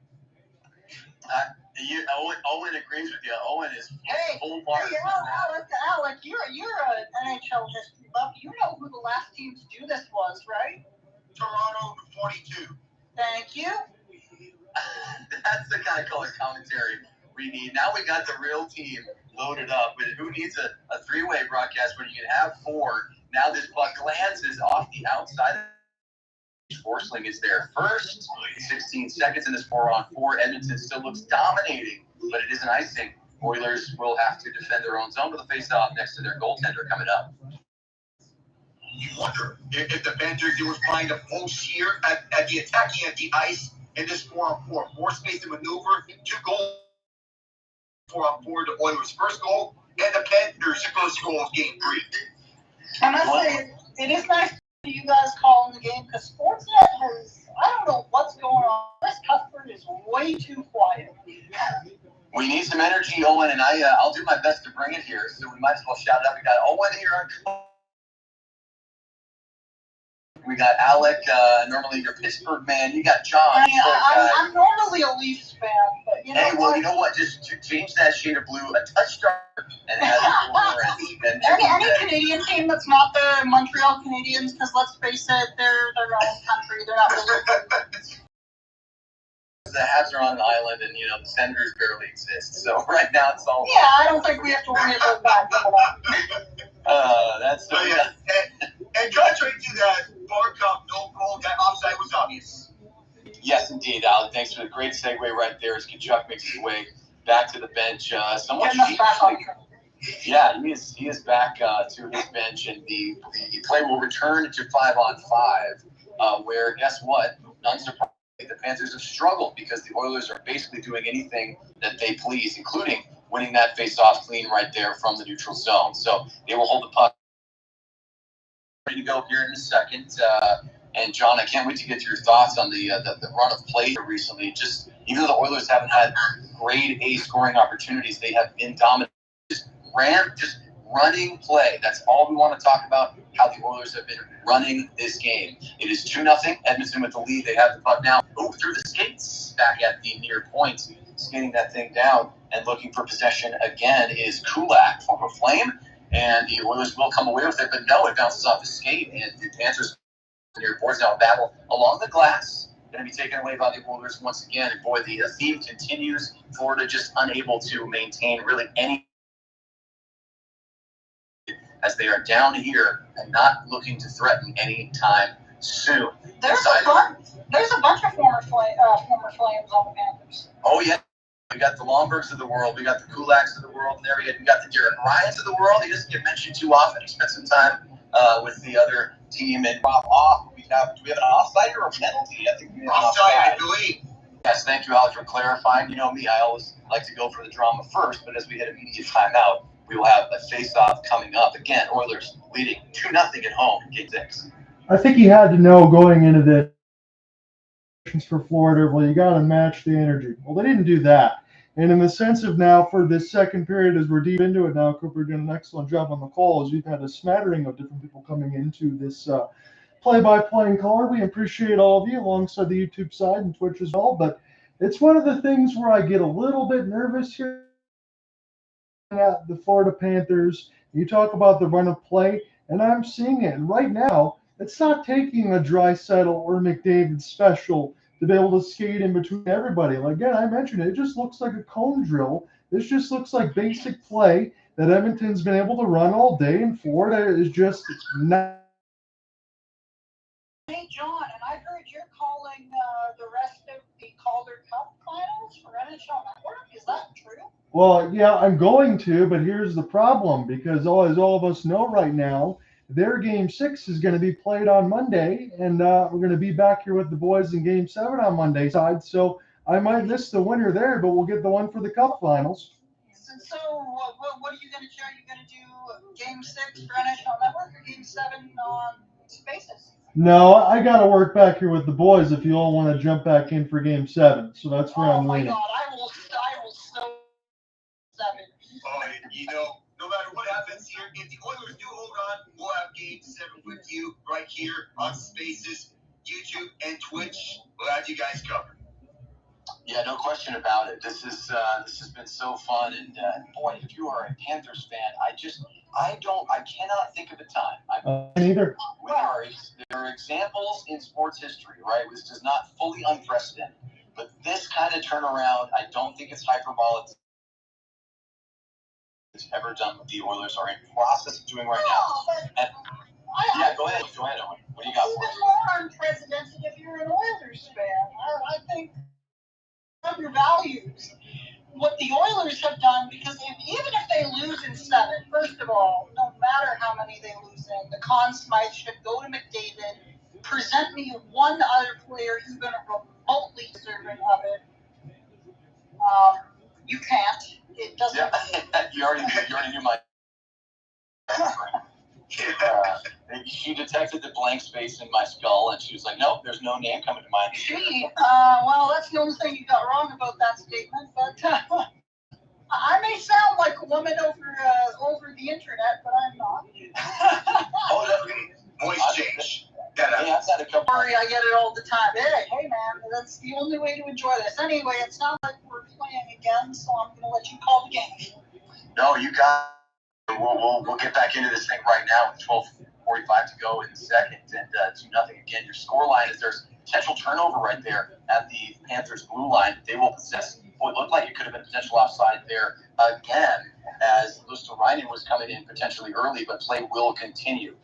Worth mentioning that the first goal scorer in the game, Verhaeghe, is a 4-game point streak. He scored to open the night, and now this puck will be fluttered back to the blue line on the Oilers side of the board, and Skinner is in front of him. Now we have a player down on a knee. That's Draisaitl in the right circle, and play has been stopped. Owen, Alec, John, what are you seeing?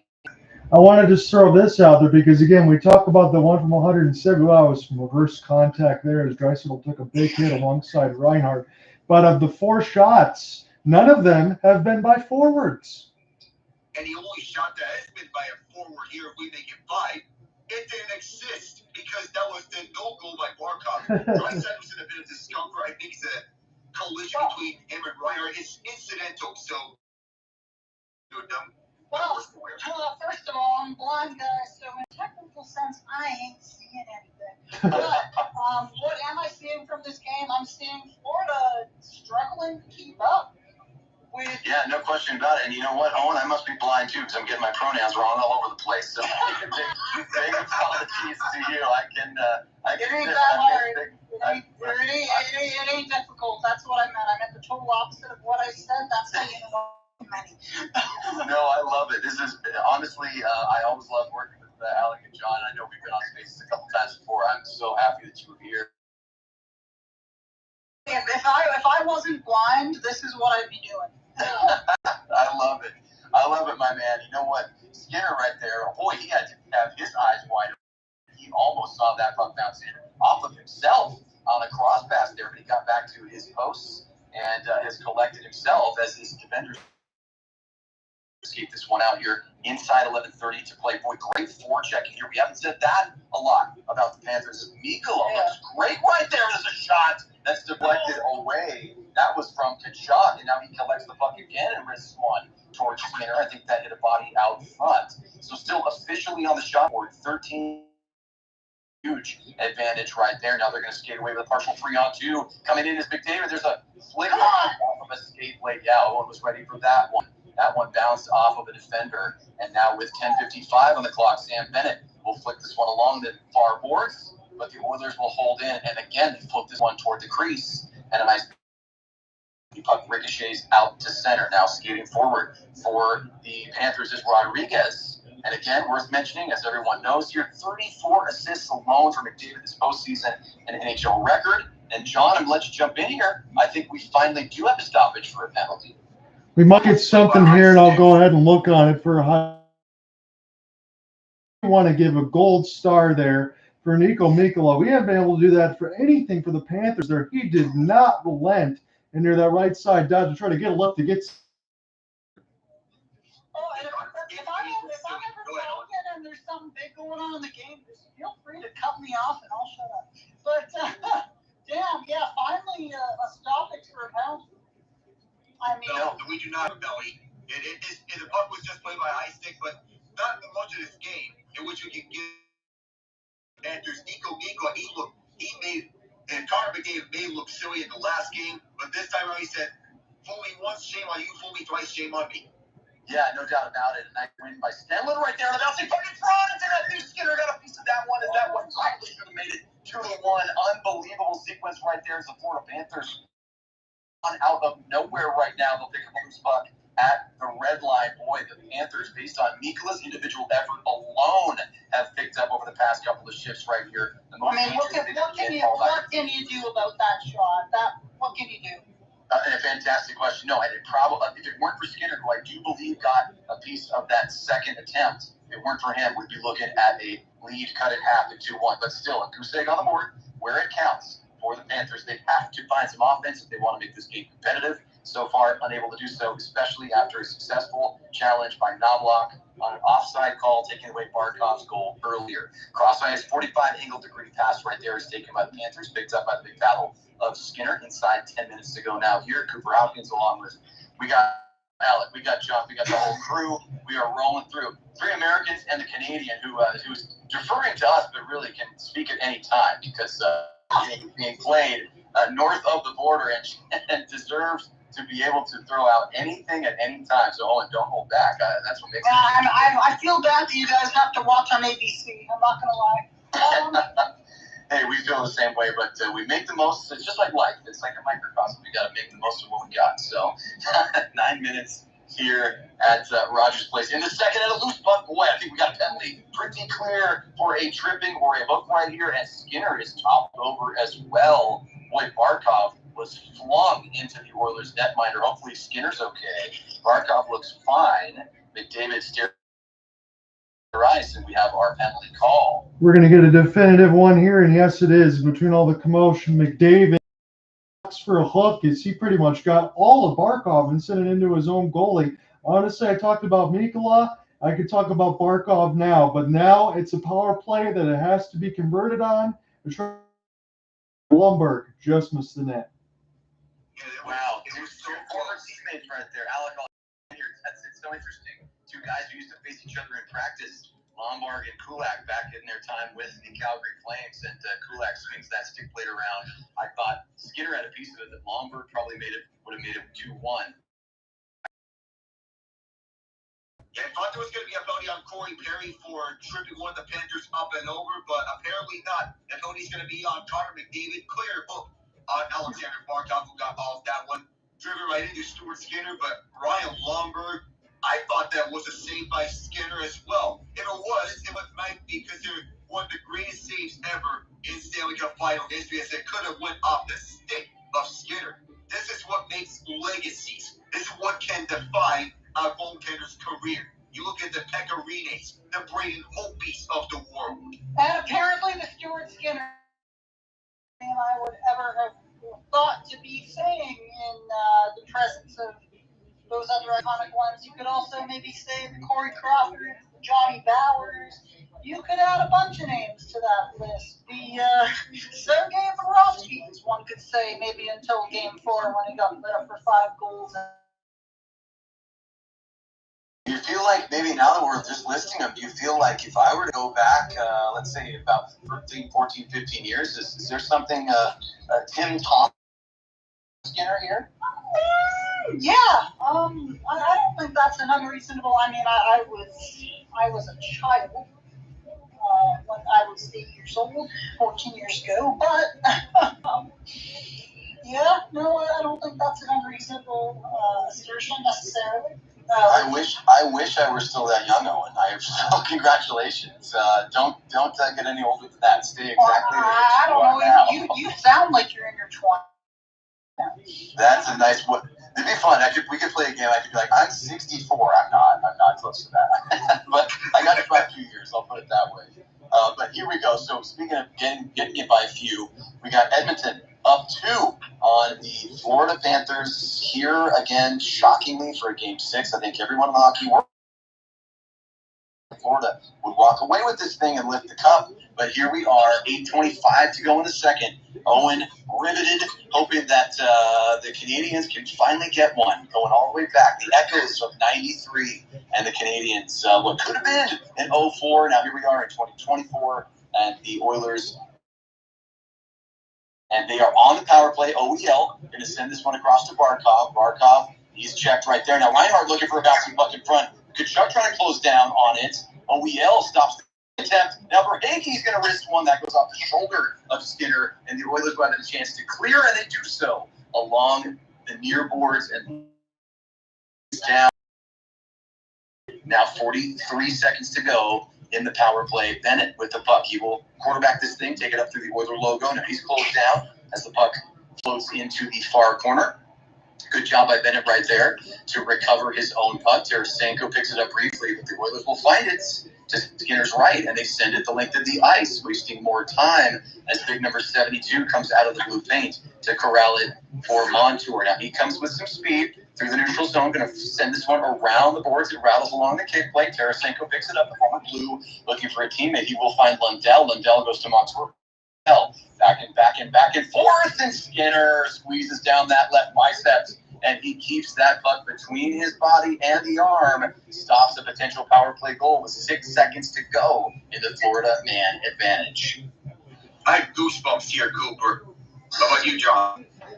This is absolutely insane. Again, 94% penalty kill, 3 shorthanded, 53 blocks, 44 of the last 45. And Stuart Skinner, I know he hasn't given up anything, and he could get another shutout. But if he doesn't have to work this much, this is just a masterful defensive job. Absolutely right. Connor McDavid stands to his feet, getting ready for exit clocks here in 6 seconds. Nice win by Stanley Back to Forsling. Forsling going to send this one through. Good deflection. That bounces outside of left post. Now the puck in front, and it will be floated up and over to Connor McDavid, who's looking to fight for it now that he's out of the box. Back strength, less than 7 minutes to go here in the second period. And we have 13 shots for Edmonton. Now, for Florida, so that power play at least allowed them to get back in that department. There's a bit of a turnover right there. The puck's going to be taken by the Panthers, but now they give it up. Now the Oilers will skate away.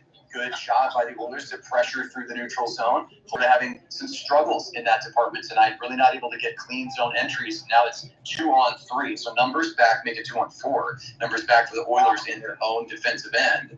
And pinned against the glass right there is, hang on, pardon me 1 second, resetting that loose to Ryan in there for the Panthers. Now a stoppage, we're going to get some extracurricular between Mikkola, who's been a little more noticeable. So the intensity picking up here, folks. And I don't know if Goosebumps captures it. The Oilers are giving way too many chances. Stuart Skinner's playing out of his mind right now. I should probably close my window. Stuart Skinner is playing absolutely out of his mind right now. He has stopped so many shots in so many different ways. This man's basically a soccer goaltender. The way he is keeping it down 2 goals to 1. That's a masterful performance here in the second period, right? No, Alec, please. Skinner stopping all 8 heads that bounced off of Nico's skate. On the previous one, it was just got out. When it came back in, that's when the offside was signaled. It was a good forced offside by the Oilers, but now they have to take a defensive zone base out because of the icing.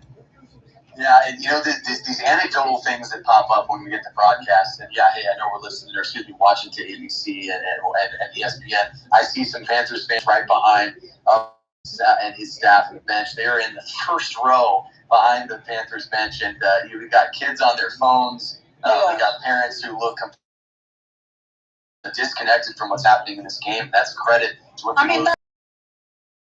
Panthers fans up there dejected. So you know what? that's what I'm saying. The parents look dejected.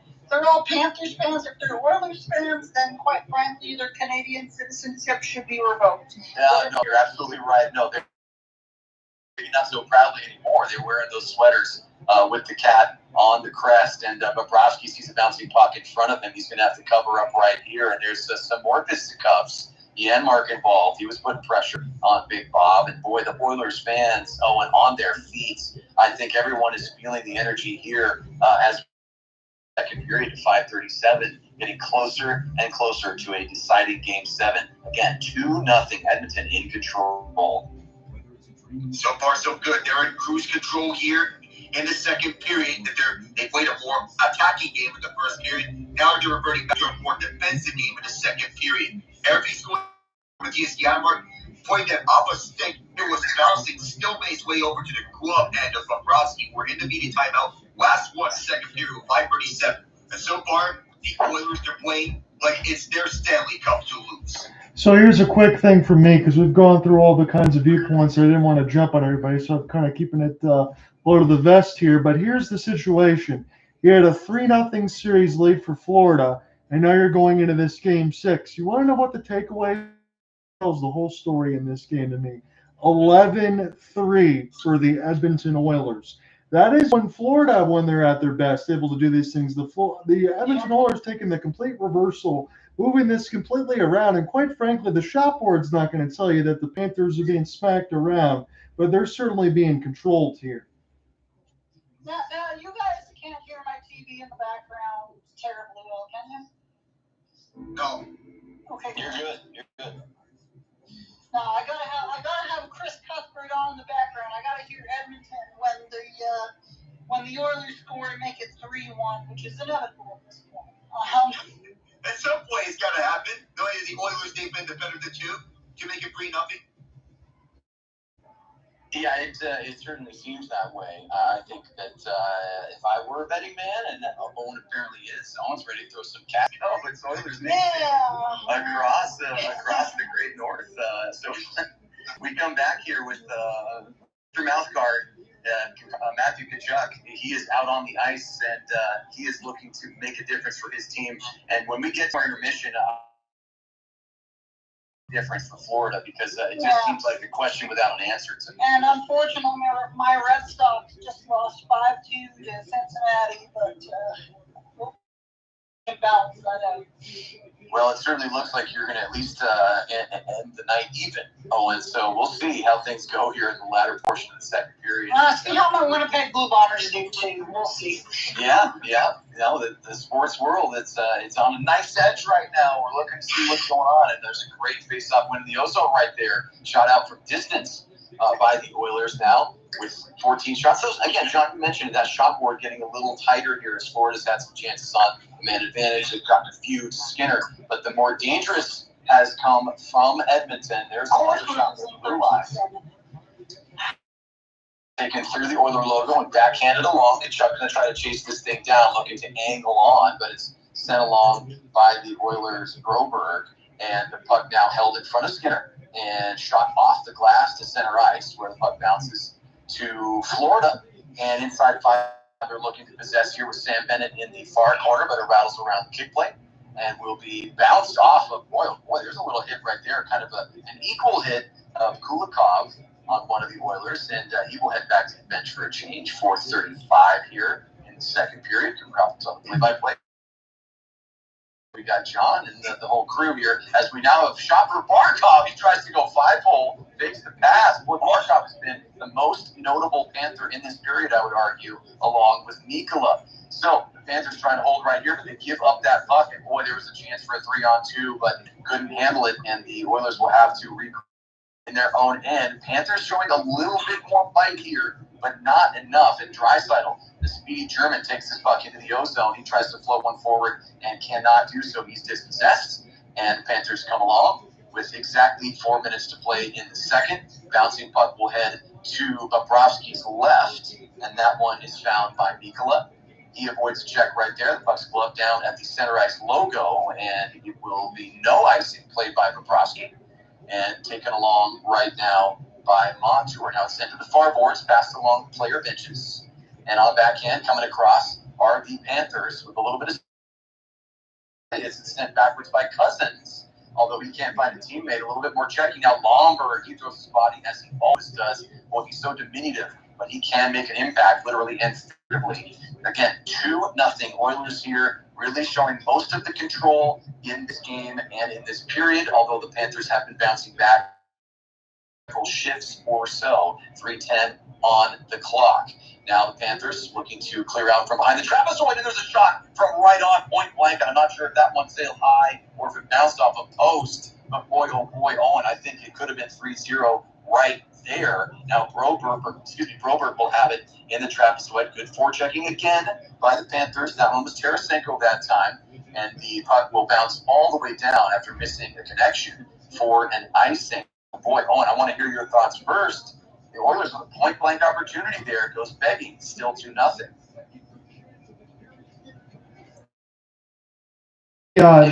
Go ahead. Yeah, John, I'll jump in here because, look, you can't cover everything on the ice, but why are you going to leave Adam Henrique wide open in the left circle? I mean, that's lucky that miss actually been 3-0. Yeah, that was just basically a miss hit, as you would say in soccer. That was just a wide shot. I think he wants that one back. Yeah. The Panthers, they're lucky that this is 2 goals in deficit and not 3 goals because Adam Henrique, he may have missed that. I'm not sure if Bobrovsky got peace, but they're saying it was blocked by Anton Lundell. So in such a case, clutch blocked by Lundell to keep this within 2. Yes, indeed. And so Henrique with the goal and 2 hits, he's got 826 to the Oilers, no question about it. So can Florida do anything here with what would be a handful of shifts remaining in the second period? 2:45 to go, to be exact. And there is a nice hit right there. Boy, oh boy, looking at Kulikov laying the wood. And I didn't see who went down there. Hopefully we'll get a replay. But either way, number 7 in white doing some damage. And I love all of that. That's good and wonderful. But you got to put the puck in the net. Florida unable to do so far, even though they creep closer. 14 shots to 11 now. Edmonton in favor on that shot board. Florida with a bit better track record here of late, picking up in the O zone and preventing clearing opportunities. But now the Bucks at their own blue line, they try to send it down past the red line, cannot get it there. And there's a hit. Florida looks furious. I want to see Paul Maurice's reaction. Either way, no call. We play on it 5-on-5. Kulikov with the puck now. Less than 2 minutes. Good to Rodrigues. He tries to backhand. The Oilers goes down hard at the side of the trapezoid, but bounces to Skinner's right. It's going to be sent back along by Forsling. Now this one is off a body. Breakaway for the Edmonton Oilers. Alone. The backhand shot is in. It's 3-0 Edmonton. They're running away with it. One predicted that the Oilers, they would perhaps get the next one, and they did get the next one. 3-0 just as he was going on. That's his 16th goal of the playoffs on the breakaway. The Oilers, they're converting these breakaways, Oilers and breakaways in these last 3 games in the Stanley Cup final. Started with Gustav Forsling, his shot getting blocked by none other than Connor McDavid, and it bounced conveniently over to Hyman. And whenever people say that skill on the tip-ins, well, guess what? He just displayed his skill right there. Stuck it under the armpit of Bobrovsky. It is 3-0. Look, I don't care. It's serious here, Cooper, to commit an extra side blue line. But every time the puck is near there, whether it's a shot or a pass, it's a turnover, and it's in the back of their net. No question. Every time it's a turnover of that magnitude, the Oilers just find a way, and even there with a partial whiff from the blue line, that ball style, and the Oilers are just dominating their opponent. This has been a massive turnaround, magnitude of which we may have never seen in hockey. Now, there's still a lot of time here, but this kind of disadvantage for the Panthers, the way the Oilers have been playing, seems insurmountable. I just don't know, gentlemen, where the goals will come from. 60 seconds to go here in the second. The Oilers fans on their feet. Now, there's a pass through and past Skinner from right to left. He has to get out of the way of that one to not deflect it in. The puck will bounce and rattle in that corner to Bobrovsky's right. So he was beaten by Hyman again. John, you said it right. Hyman, not a deflection goal right there. Those he's great at. He loves scoring from inside 4 feet. But that was a breakaway beauty from Zach Hyman to make it 3-0. And right now, the Edmonton Oilers just trying to keep this thing controlled in their own zone right now. Nice check right there by Bouchard. We have 28 seconds to go. Puck's going to be sent back out to the neutral zone. Kulikov picks it up in his own end. Now tries to bank this one, and it is picked up instantly by the Oilers. They will be satisfied into the near corner on the Panthers side. There is a long headman pass right there, picked up 10 seconds. Maybe an opportunity here for the Panthers, but numbers are back for Edmonton. They send this one back around, the Panthers do. It rattles around, the towels are waving, and this will go to zeros in the second. Panthers and Oilers come together. Not shocked to see that. The Panthers really only have one avenue left, and that is get physical. I guess they have admitted that they can't put the puck in the back of the net, so they're going to take the body players down on the ice now, trying to be separated by the Zebras. Boys, it's getting wild here. I think everybody in the world knows we are headed for Game 7. I don't know what to say here, Cooper. Now you have the going right for the body here as Zach Hyman. He did a nice little move to go around Gustav Forsling. What's it? Oh, I should be saying, don't sting it. Yeah, you're doing a little Mortal Kombat, yes. Yes, it was. And then the Panthers, they were going right after the Oilers at the end of the second period. With Matthias Ekholm down, feels like a fight between lions along the pride. And then you have the Zebras jumping in as the arbitrator, the deliberator, to separate the lions from any further carnage. Come on, stop. You guys are supposed to be a pride. Stop it. Look, we could sit here and say this, and I don't want to be Mr. Negative complaining on this set. I'm trying to keep the impartiality, but it's getting really, really difficult because I have the impending doom of Ken Holland with that big fat therapy session here, Cooper, where I'll probably call you 5 minutes after the game and just vent. Because, look, I'm looking at this right now, and I said this to Alec going into it, that the Florida family and friends, because they're using it as a business trip, you might as well take the early flight after the second period and just concede at this point. Where is the fight? Where's the pride? Where's the effort? And again, we talk about all those chances, and it's happened over the last few, just as Alec mentioned. Anything toward the blue line turns into an instant break. attention to detail, the defensive loss, the disparity is just so disappointing on that side, because you went from a team in the first 3 games yourself on pushing the other team around, not just physically, but imposing your will on that game. And now anytime you sit at the blue line, you're giving up breakaways, odd man rushes nonstop, and you look like you've never played together before. Where is the fight? If any of us had an answer to that question, I think we would be hired by the owner of one of the NHL franchises, because that kind of question, I don't think anyone, I don't care what kind of experience you have, I don't care how many finals you've played in, how many playoff points you have, I don't care if you've been a pro, if you've been a coach, you're a fan, I don't know how to answer that, John, and I don't think the team does. That's what's so, listen, I am not a Florida Panthers fan. Sure, yes. Did I root for Matthew Tkachuk? Did I root for Sam Bennett? Of course. Of course. Yes, I did. Does that make me a Panthers fan? Absolutely not. Are our best to be professional, be neutral here? Yes. On a flat and even playing surface, on a fresh league, I am absolutely shocked by what we are seeing. The Oilers are a period away from looking like are going to lift the Stanley Cup after going down 3-0, have no answers for Florida. This is just turned on its head, and it seems like they do no longer have the ability to push back against an Oilers team who now looks destined to win this whole thing. Go ahead, Alec. Florida Panthers, you wonder where the fight's going to come from. That's easier said than done about where the fight's going to come from, because it's just the sense of comfort is no longer there. Feels like they're living in their Mike Tomlin, the notable head coach and a longtime head coach with the Pittsburgh Steelers, that he was pointing out that we should not be living in our fears. Believe in some of the Tomlinisms, that the bar up to the standard, and the standard that you're setting is the standard. Here, the standard is Stanley Cups. You get blown out in Game 4. All right, that's a one-up. So if you lose one game, it's a one-up. If you lose 2 games, you start to raise eyebrows. If you lose a 3rd game, okay, things are not really going good here, guys. You have to focus deep down, because if the Panthers do get reverse swept, these are the kinds of losses that would send organizations into DEFCON 1.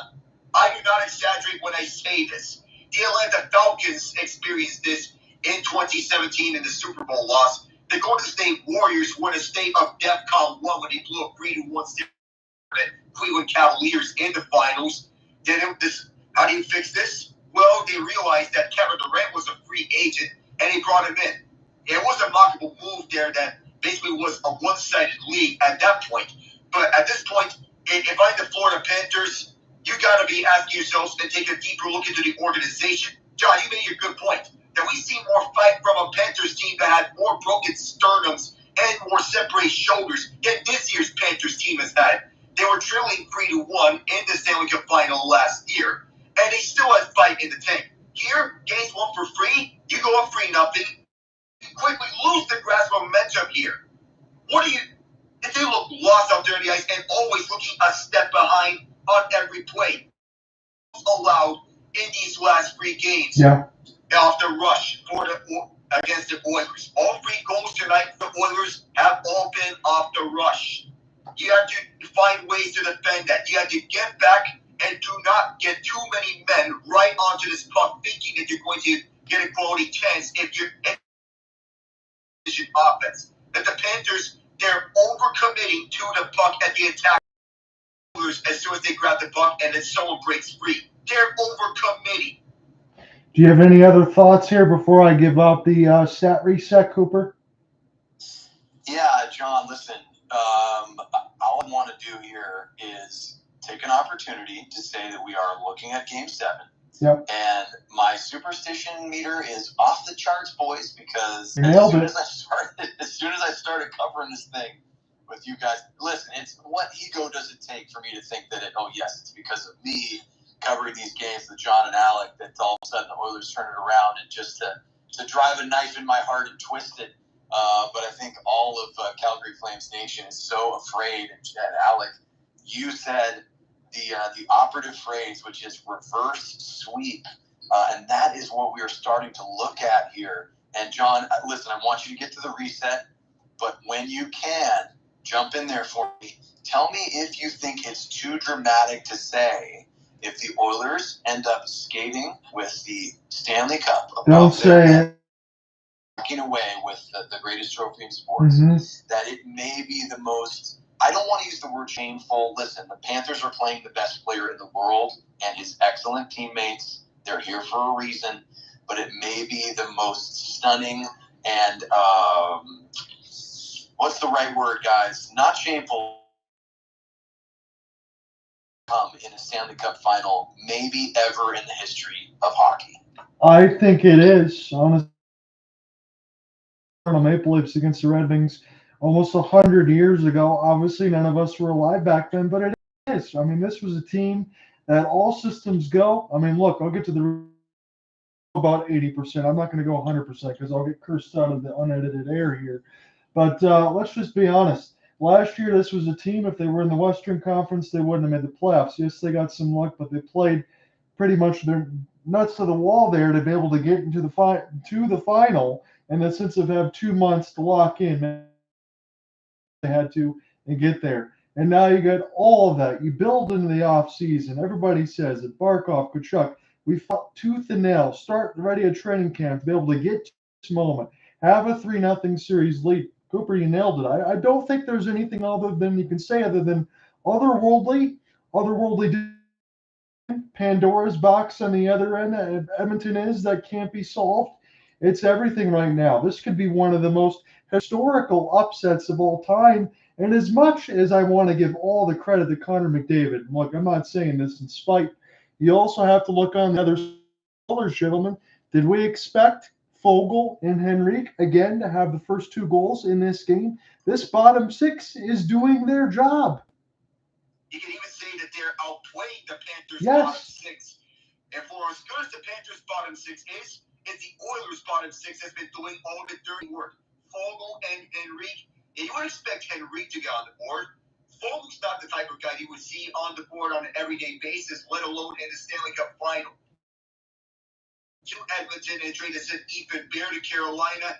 You believe that Carolina had the edge based on a promising offensive defenseman. He's over Washington now. Foegele is the type of guy that plays playoff hockey, and the Oilers need guys that play playoff hockey. Foegele fits the mold.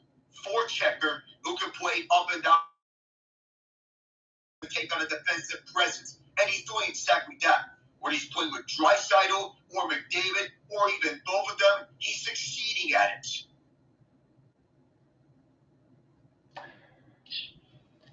Go ahead. John, I didn't want to step on you there in case we still have a good chunk of time here as we hit, are in the midst of our second intermission.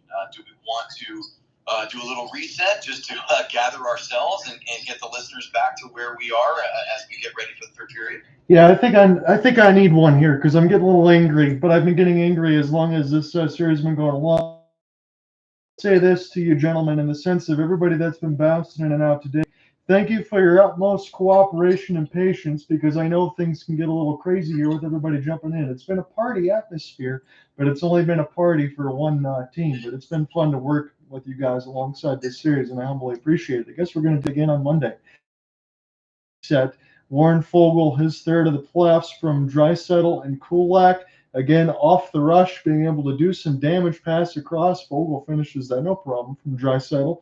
Adam Henrique then it starts the freshly Zamboni'd ice in the second period, 46 seconds in, able to get that one from Matthias Janmark and Ekholm right in front of the net. Another one of those rushes. And Bobrovsky had a little bit of a rough game so far, but honestly, I don't know much how I can blame him in this one. And then right after Barkov thought he scored, he had a little bit of offsides there with Reinhart just off the ensuing rush. And then Hyman, the defensive side on the blue line, off to the races. What a finish right to left. RNH gets the primary assist at 18-20. Again, Stuart Skinner, I won't belabor those numbers between 4 and 7, but they're climbing as he's in the .930 save percentage, and he looks like he could get a shutout. But for Florida, they haven't had to Stuart Skinner work all that much. You could take a 13-save shutout and say, yeah, it's a shutout, and that's what the Oilers will take, but you got to make them work more. And Sergei Bobrovsky, only 12 of 15. Just one last team set reset here for you, as it's 15-13 on shots, 29-15 on hits for the Cats, 19-17 on draws for the Oilers, so they're winning on that side. But the biggest one for me, again, and I have to point to this all night, takeaways, 12-3 for the Oilers. Offense personified for the Edmonton Oilers. Playing shutdown hockey at their own end in the second period. That's what caused all those takeaways. You jump up all the way to the max, where they're quadrupling them in the takeaway department, as we see Ian jump on board for this, where the impossible may be unfolding before our very eyes. Oh my goodness. 3-0, our current score line for the Oilers, down 3-0. We did not expect this to happen. This was not meant to happen. This could not happen. But this is happening. You said it, Alec. You said it. That was it. We did not expect this to happen. Now that it is happening, we still cannot believe that it's happening. And guess what? We have to shake our heads. It's like a cartoon. We have to go, and then we have to realize this is happening. Can we believe it? No. But reality sometimes is wilder than fiction. That's the moment that we are in this Stanley Cup final. Listen, I'm so glad to be along with you guys for it, because if I were sitting here alone as a lifetime Calgary Flames fan, I think I would be in the fetal position on the floor and worried about taking my toaster into the bath. So, guys, thank you for carrying me along with this as we watch the Florida Panthers. Hey, Alec. First of all, John, Alec, Cooper, hope you guys are doing okay. Cooper, you're going through it right now. We're fighting, my friend. We're going to make it somehow, one way or another.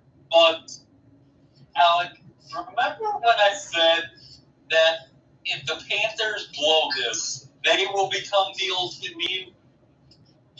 It's one thing to be swept. It's another to be swept in the Stanley Cup final. Or reverse swept, I meant to say. John said that we were a long way off. I think it was game 4 or 5. We're in game 6. Hey, look, I have to eat my words, and the funny thing that Cooper just said about the euphemism with the toaster in the bathtub, that's the one I use all my narcissistic personality is also rubbing off on Cooper. I guess it's why we're kindred spirits. But you were right, Ian, on this side. But again, I just can't get a amalgamation that we're actually here. I still can't process it. I'm seeing it right now, looking at 3 to the Panthers. They look like they just got euthanized. It just feels like I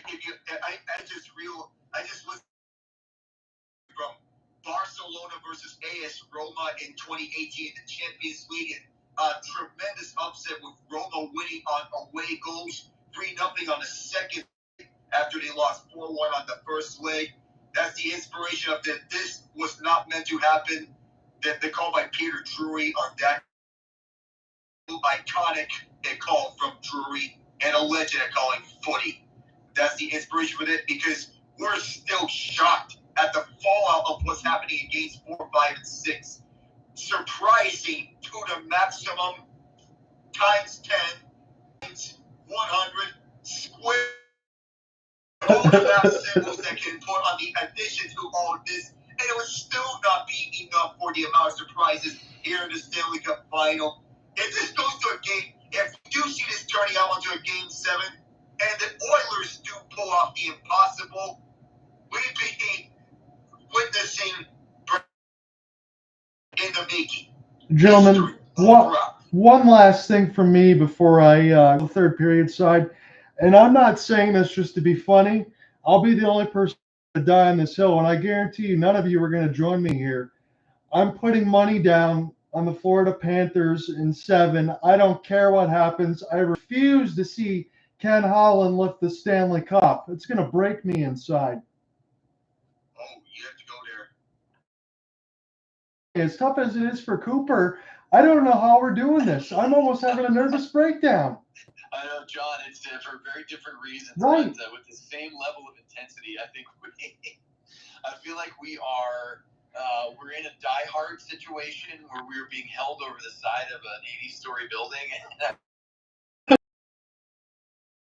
by a hero who's going to drop us any second, and we're just begging to be saved. Who's going to save us, John? The Panthers are the only ones that can. Right. I don't know how they're going to do it. That's what scares me so much. You know what? Honestly, Cooper, I will say this because I'm so looking forward to the November sub and get a chance to meet up and go to the game and all that. That might be a great therapy session. I'm going to need that more than ever. You know what, pal? We'll hug it out. I guess if it goes the way it looks like it's going. We're gonna spend our entire time in Climate Pledge. Their shoulders silently weeping. Doesn't want to matter what the Kraken do. We'll be thinking about this series. Yeah, I'll be so happy to take my mind off of the Florida Panthers here. Honestly, I think that's why I've had the fresh air just doing the game 4 between Hershey and Coachella Valley. I know what it was felt like to be able to breathe again.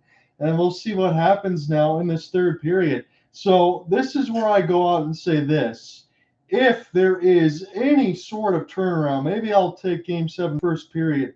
If I get on a roll here, score 2 or 3 goals, you guys are going to have to fight me off the chair for the play-by-play because I'm not leaving. Oh, boy.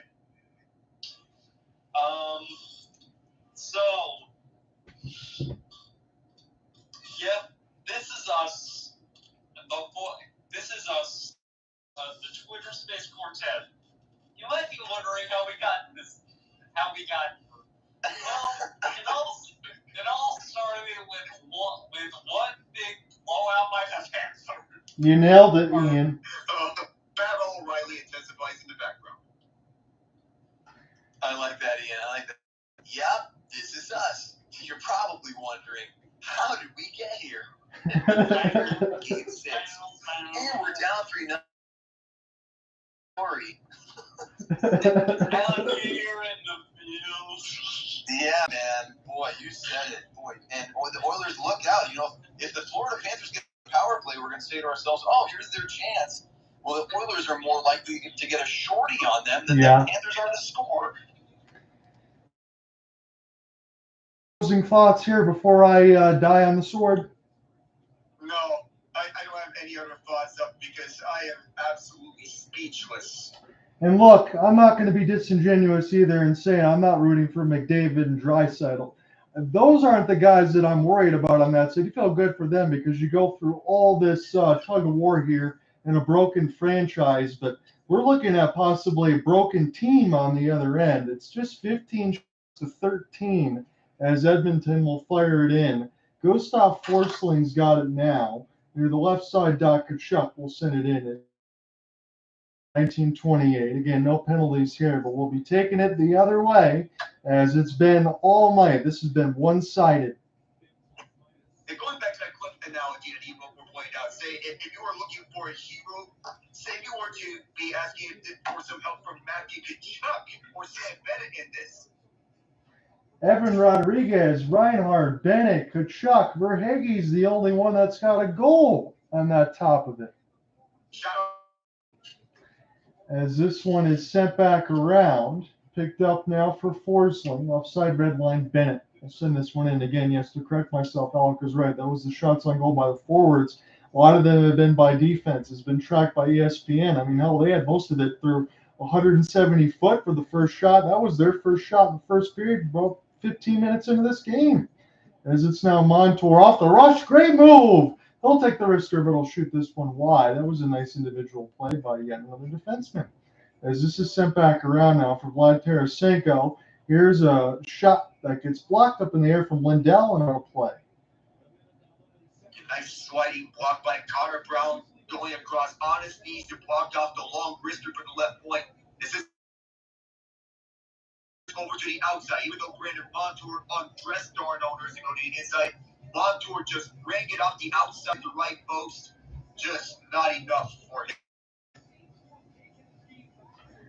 18:49 left to go in this third. Barkov Going to go ahead and take the offensive zone draw as this one's sent down across the blue line. It'll be another icing here. Montour, no goals in this series, 3 in the playoffs, but Montour, again, goals, but he's given about 3 or 4 of them to Edmonton with his turnovers. Yep, you. Go ahead, Cooper. Yeah, I know. I'm just going to say, great point, John. I mean, we can look at the stats that aren't there, but then we need to look at the other side of the stat sheet. What stats are there, and which Panthers are responsible for those? Great job pointing those things out. Picked up now off the backhand. Scores! Panthers do get on the board. It's Barkov again, and this one counts. Barkov was good as Connor McDavid is. That was a smooth skating. Dipsy doodle for Sasha Barkov as it is possible. They got one back.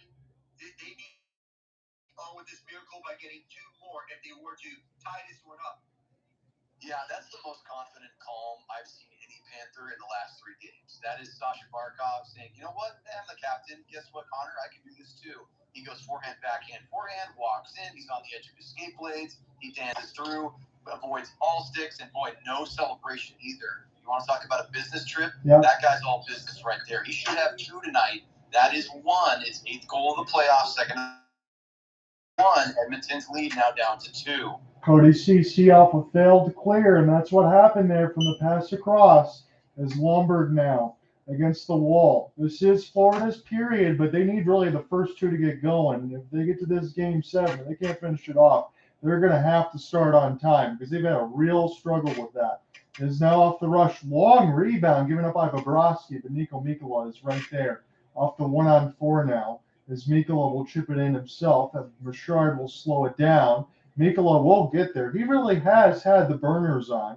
This is a good reverse hit. Corey Perry, I thought, was way off sides, but they're able to say he kept the skate blade up in the air as this is now back in behind the end boards. And Florida gets an opportunity to start. The assistant captain's got it. Leaving now for Bennett. Bennett gained the entry for Chucky. We'll take a wrister. This one gets partially fanned on a couple times. There's from Hyman, as this will be jumped out of the air and sent back down and across the red line. Florida is starting to find some of their legs here. There's tons of time in this third period, but they've got to get more activity on Skinner. Where have I said that before? Again, that wasn't that round with the Vancouver Canucks. Here's a fake of a slapper.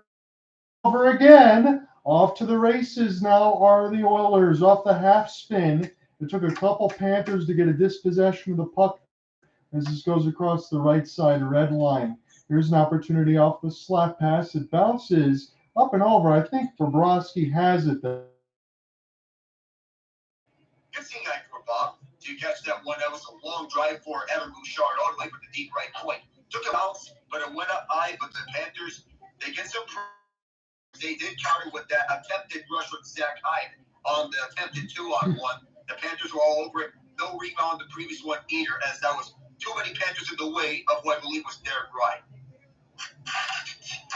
Yeah, guys, sometimes it's just the simple things. The clock is going to be a major factor here. The fact that Barkov scored so soon into the third period with just a minute or 2 gone, and now still just about 17 minutes remaining in the third. That's what the Panthers need. They got to continue this play if they are going to try to cut into this lead further. Yeah, you got to be able to breathe and also run into your game. It looks like they finally get an entry with speed near the right side dot. Blocked. This will stay in play behind the cage. Good work there for Reinhardt. See if one of the defensemen can pinch. And now the Oilers will take a lofted pass in the left side red line for OEL to slow it down. Again, they keep showing the third period goal differential, but really it is about the first and second now, and that's kind of where the Panthers are getting hammered. In right side red line, CC off the half spin. Florida still trying to find it. Warren Fogle puts his stick everywhere. This will actually go back and bounce off the left pad of Skinner. Niko Mikkola, he's pressing. Try to go ahead and get it now with Dmitry Kulikov, and it's a 1-on-1 the other way, but the Panthers calmly in the dots. Good move for Lindell. Able to gain it all by himself. Lindell off a 1-on-4. He's going to get to this now to the left side red line. Good skate in. This is now Lindell. We'll slam this around the airport for Luostarinen. Wrap around in front. This one goes in behind the cage. Vlad Tarasenko will take this one. D for Kulikov. He was running out of space. again, if you are the Oilers, you want to make sure that you don't sit back too much, as that Coleman's puck went out of play. Are they going to call delay of game on this? We'll have to see if this was deflected out. The Panthers, they're calling for a delay of game. Kris Knoblauch wants to check it. We'll see if this was a touch or not. I don't think we're going to get one, Alec, on my estimation. Yeah, I've seen here, it looks like there was a brief discussion. I think Knoblauch was having a little conference with an assistant coach there, but I think we will continue 5-on-5. Again, 3-1 Oilers here with 15:35 in the third. John, back to you with Bennett and Tkachuk back out on the ice for the visitors. I'm trying to bring out the chakra here for the Florida Panthers. Doing my best, even though I know what I think is awaiting. And full credit to Edmonton again for playing an excellent game, as this is now slap past near the right side dot. But the Panthers did win a draw. They need to do more of that. As Forsling now with Bennett. This one chipped in now from Bouchard. Bennett will steal. This is near the left side boards. Forsling in there. They will keep this on side. And now Forsling's got to chip it back around. So the late offside is done. The Panthers come with some conviction here with Tkachuk, and they're the right side red line now. RNH trying to find it. Zach Hyman 2 goals in this series, but 16 in the playoffs, which is all tops. Here's a wrister. Stopped in front of Skinner. Big rebounded. Bennett gets absolutely tackled in front. Otherwise, this would have been a 1-goal game, as this now goes the other way. He hasn't been able to call his name all night, and it's not just even on the play-by-play now. We haven't really said his name. As Forsling will pick it back up now. Reset there. Line changes for Paul Maurice's squad. Carter Verhaeghe off the rush and spin and turn. He gets canceled off and behind the cage. It's Verhaeghe one more time. It's very in tight D-to-D OEL. This is a backhand that just bounces in front of the bodies and sticks. Montour trying to throw out a hip check. As this one goes number 91. We'll reset. The shot board is just 17-15. The chances have been few and far between, but the counterattack for the Edmonton Oilers has been over the last few games. That's just been the difference. Bobrovsky hasn't had one of those games where he's gotten shelled unlike the previous ones in the series, but he didn't have breaks and on-man rushes. You can't have that. As now Lomberg try to go ahead and finish a hit. This one will be catapulted down. This is another steal for the Oilers now. And I think we're going to get an offensive zone penalty and get some more pushing and shoving. This might put the Panthers into the box. Yes, indeed. The last thing you want if you're the Oilers, I think that might have been Derek Ryan getting his stick up. Is there blood there? And if there is, it'll be a 4-minute double minor, John and Alec. Keep an eye on this one. Ryan's going to go to the box. Yes, he is. Go ahead, Alec. Oh, we see 2 minutes. They're always saying 2. And Derek Ryan's going to go into the box. It's an offensive penalty. That's something that Florida needs here. I thought this was the Panthers getting the penalty, but got Nick Cousins up high. That's what called the penalty. So that's going to send Ryan over the box. Definitely got something. For him. Was that? Someone's picking up Uber Eats. What's over there? That's what I. Oh, you got me hungry already. I just Someone's getting a burrito. Someone's getting a Game 6 burrito. That's all I think. Yeah, no, I got that on the other end. Ian can run back in when he's all set. I figured he was ordering some food. He's taking in the show here. 3-1 now. Barkov with the latest. That was an answer. Again, technically could add 2, if not for the Reinhardt offsides from Verhaeghe and Kulikov and Cooper. I mean, you mentioned that. As clear as day. Barkov, no celebration. Cool as a cucumber. Able to tuck that one in. And now it's a big-time power play. How many times have we said it throughout the series? And yet I have to do it again. And I hate to press it, but I have to. This is a must score for the Cats. It is. You have to score here on the top power play. You want to get him going. Get quickie. Now that he is the top power play quarterback, you're going to give him a more extended look as he is an offensive-minded defenseman. I know Brandon Montour, you think of him as your go-to guy among power play quarterbacks, but he struggled on the top power play in the last 2 games. That's what got him over his second power play unit. Now, Eetu Luostarinen in the mold is a curious adjustment by Paul Maurice. When you think of it, it doesn't really matter how who is going to be the top power quarterback for the Panthers at this point? Because the Oilers, they've been swarming all over the Panthers' man advantage in the Stanley Cup final. Yeah, you know what? And Derek Ryan's going to sit, right? Derek Ryan, listen, I'm going to take these opportunities, boys. That's who I am. Derek Ryan, former Flame. I need Bennett and Matthew Tkachuk to step up on this man advantage. They're on the ice right now, and something's got to happen. They have to be noticeable. Connor McDavid, he's the best player for the Oilers. Matthew Tkachuk, he's right up there for the Panthers. Got to be the big guy. He's got to step up here. Well, number 16 is one of the other ones. Barkov, the captaincy. Oh, yeah. Here's a shot. As Verhaeghe now, again, but Cooper is right. You need anybody right now at this point, especially those former Flames that have always been able to do a ton of damage. And this Oilers penalty kill now sitting at 45 of 46. Again, it was broken a few games ago in the sense of giving up one, but I mean, their percentage is 95%. Dominate anybody.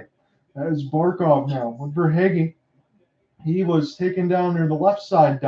And here's another counter attack. My goodness. Big slap shot save, Bobrovsky. This is just unrelenting here from the Oilers, and this is borderline ridiculous for the amount of offense that they've been able to circumvent on a shorthanded chance. 5 shorthanded goals allowed, most by any team in the last 13 years.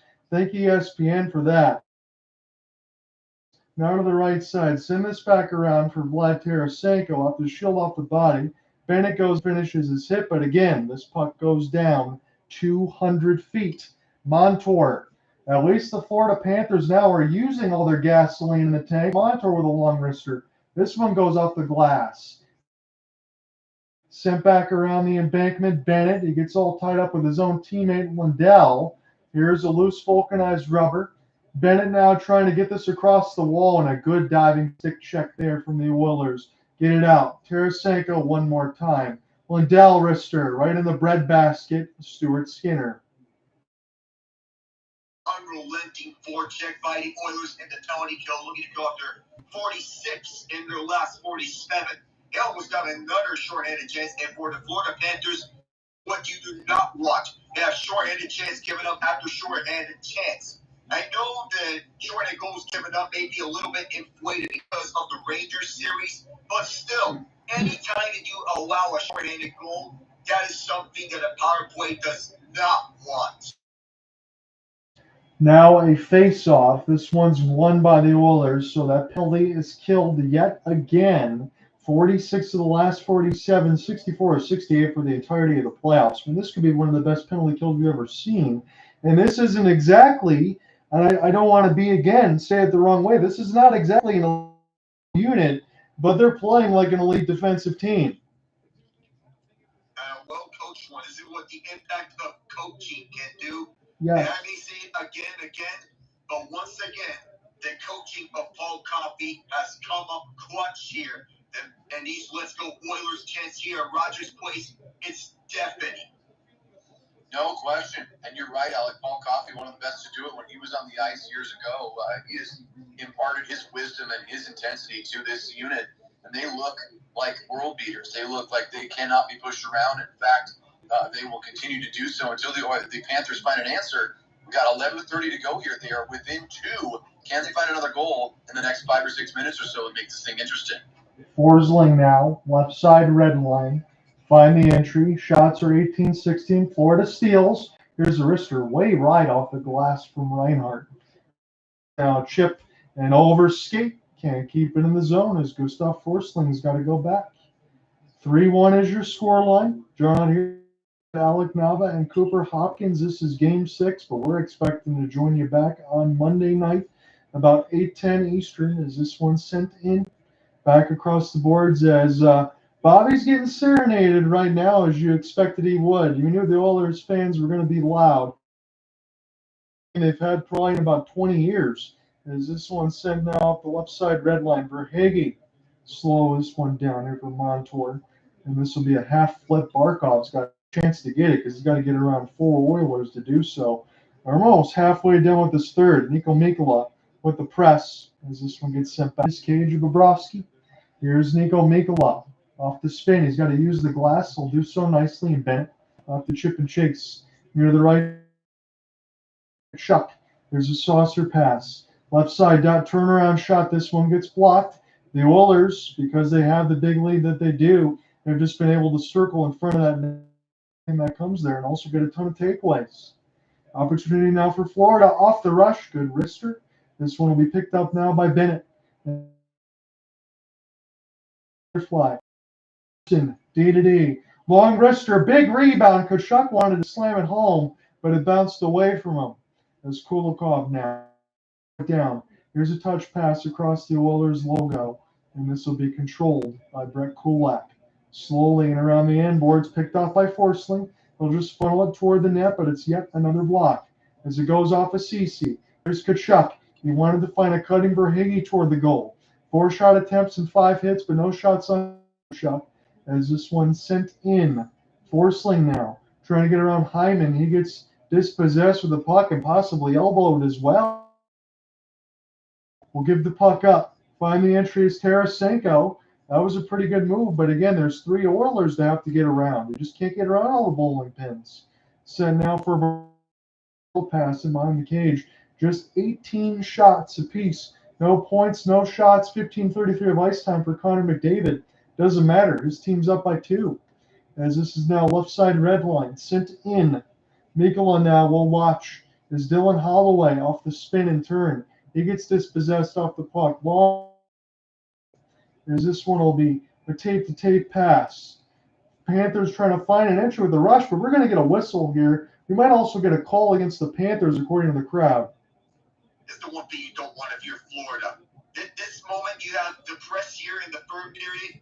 You're looking at Stuart Skinner with endless shots, and you do this. That was boneheaded. That was uncalled for. That was all the types of bad adjectives that you can describe that last play. What's the purpose behind this? That was not a defensive play. That was intent to hit egregiously. Kevin Stanley has 2 minutes for him, and he's going to have 2 minutes to think about that. Yeah, guys, we're right back where we were almost exactly a game ago. So we have 8:30 to go in this game, where the final period is flying by. The Panthers shown some jump, but not enough to overtake the lead that they must get from. And it's just they put themselves behind the 8 ball, and then they did something just like this. They had to kill a penalty, which they did successfully several nights ago. But by the time that penalty kill was over, they were inside 5 minutes to play. Just not enough runway left to get back and do damage against this Oiler team that has looked so elite. So elite on the power play, elite on the penalty kill, elite in special teams all around. It's special teams that's dictated the pace of the Edmonton Oilers playoff run. And you can count that last penalty kill, including the penalty. Only 4 times that they allowed a power play goal. In fact, in the last 15 games, they scored more shorthanded goals than they've allowed power play goals. 3-1. When you put it to it like that, Alec, I don't think there's any reason why we're not going to be going to a Game 7. You nailed it. Credit where it's due. Well said, Alec. I found this over to Sportsnet Stats. I'll give them kudos for that. Now we take what we can get. That's why we're a good broadcast. Try to bring you all the angles across the board. Again, it's been a party atmosphere across inside the space, but it's only been a party for one team. I had to repeat that line again. It is true. And I threw this across on the YouTube question. I said, is this series going 7 games? 14 out of 15 of you say yes. Again, that's where we were all leaning in. I think the shock value is still at an all-time high, but this will be 3 games where you see the same. How can you still be shocked? But I can tell you, I still am. As Reinhardt now off the defensive zone draw. The Oilers will win it. They get a power play because Kevin Stanley pretty much cross-checked Draisaitl in the face. And this is now. Apologize. As this one now off the backhand. Chart, on the left side line, the cross-checking penalty from Stanley to Draisaitl has pretty much put us in the situation where we are. McDavid is going to get a railroad hit under the left side. That should draw everybody to their feet. As Bouchard will now get 26 assists this postseason, most by an NHL record by a defenseman.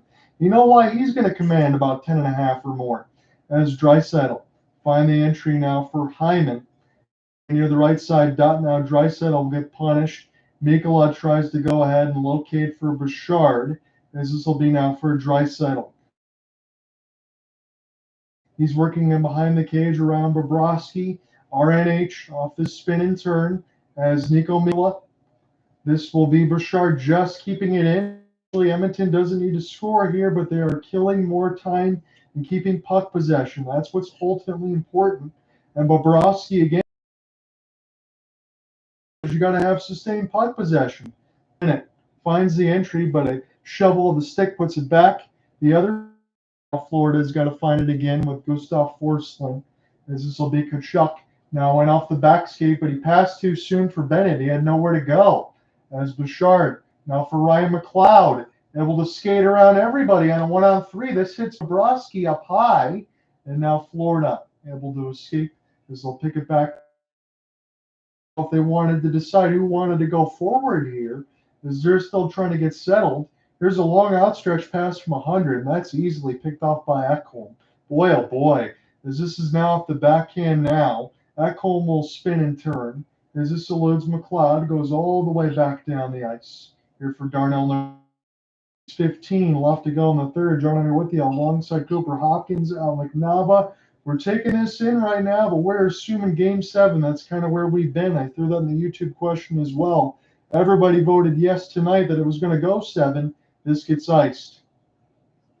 And fans are wanting a penalty for that hit over center ice on Adam Henrique. I don't believe we're going to get such a penalty. We're looking at Carter Verhaeghe. I feel like he's in disbelief that, get out of my way, Henrique. It feels like he's mentally saying to him, and there's a way for telepathic communication. They'd be having that, but that's what Verhaeghe was thinking on that hit at center ice. Well, I can tell you this, Alec. Telepathic communication exists right now for the Oilers. That's why they're up 2. Go ahead, Cooper. No, I'll save my thoughts about Verhaeghe. We might not get a chance to even mention him. Again, he's been so invisible in these last few games. But Edmund Larson with the puck right now. Let's see what the Oilers have to do to defend against this Panthers push with less than 6 to go. Man, oh man. So again, you got Verhaeghe. Oilers fans, you paid a heavy ticket for this price to go ahead and watch this and try to get to a 3-3 series. You got to wonder what they're feeling right now. Social media has already been going crazy. And after they got the first win, everybody was already saying Oilers in 7. And now we're actually going to get to this about 5:15 away. It's absolutely off the left side red line as it's sent in. OEL, try to get around McDavid. We'll make a quick touch pass. Again, Connor McDavid doesn't even have to get any points on the able to do damage here and circumvent his will. He doesn't have any right now, but he's always still made impact. So we get that offside stoppage, but with McDavid having no points in this game, he's still making an impact onto the ice, on the defensive side of the ice. Even though his teammates are doing the goal scoring for him, Fogle, Henrique, Hyman, McDavid's still noticeable on both ends of the ice. Stickless, trying to dispossess the puck. And even he rammed one of the players right over when the defenders, they were chasing after that puck. This McDavid for you. He can attack and he can defend.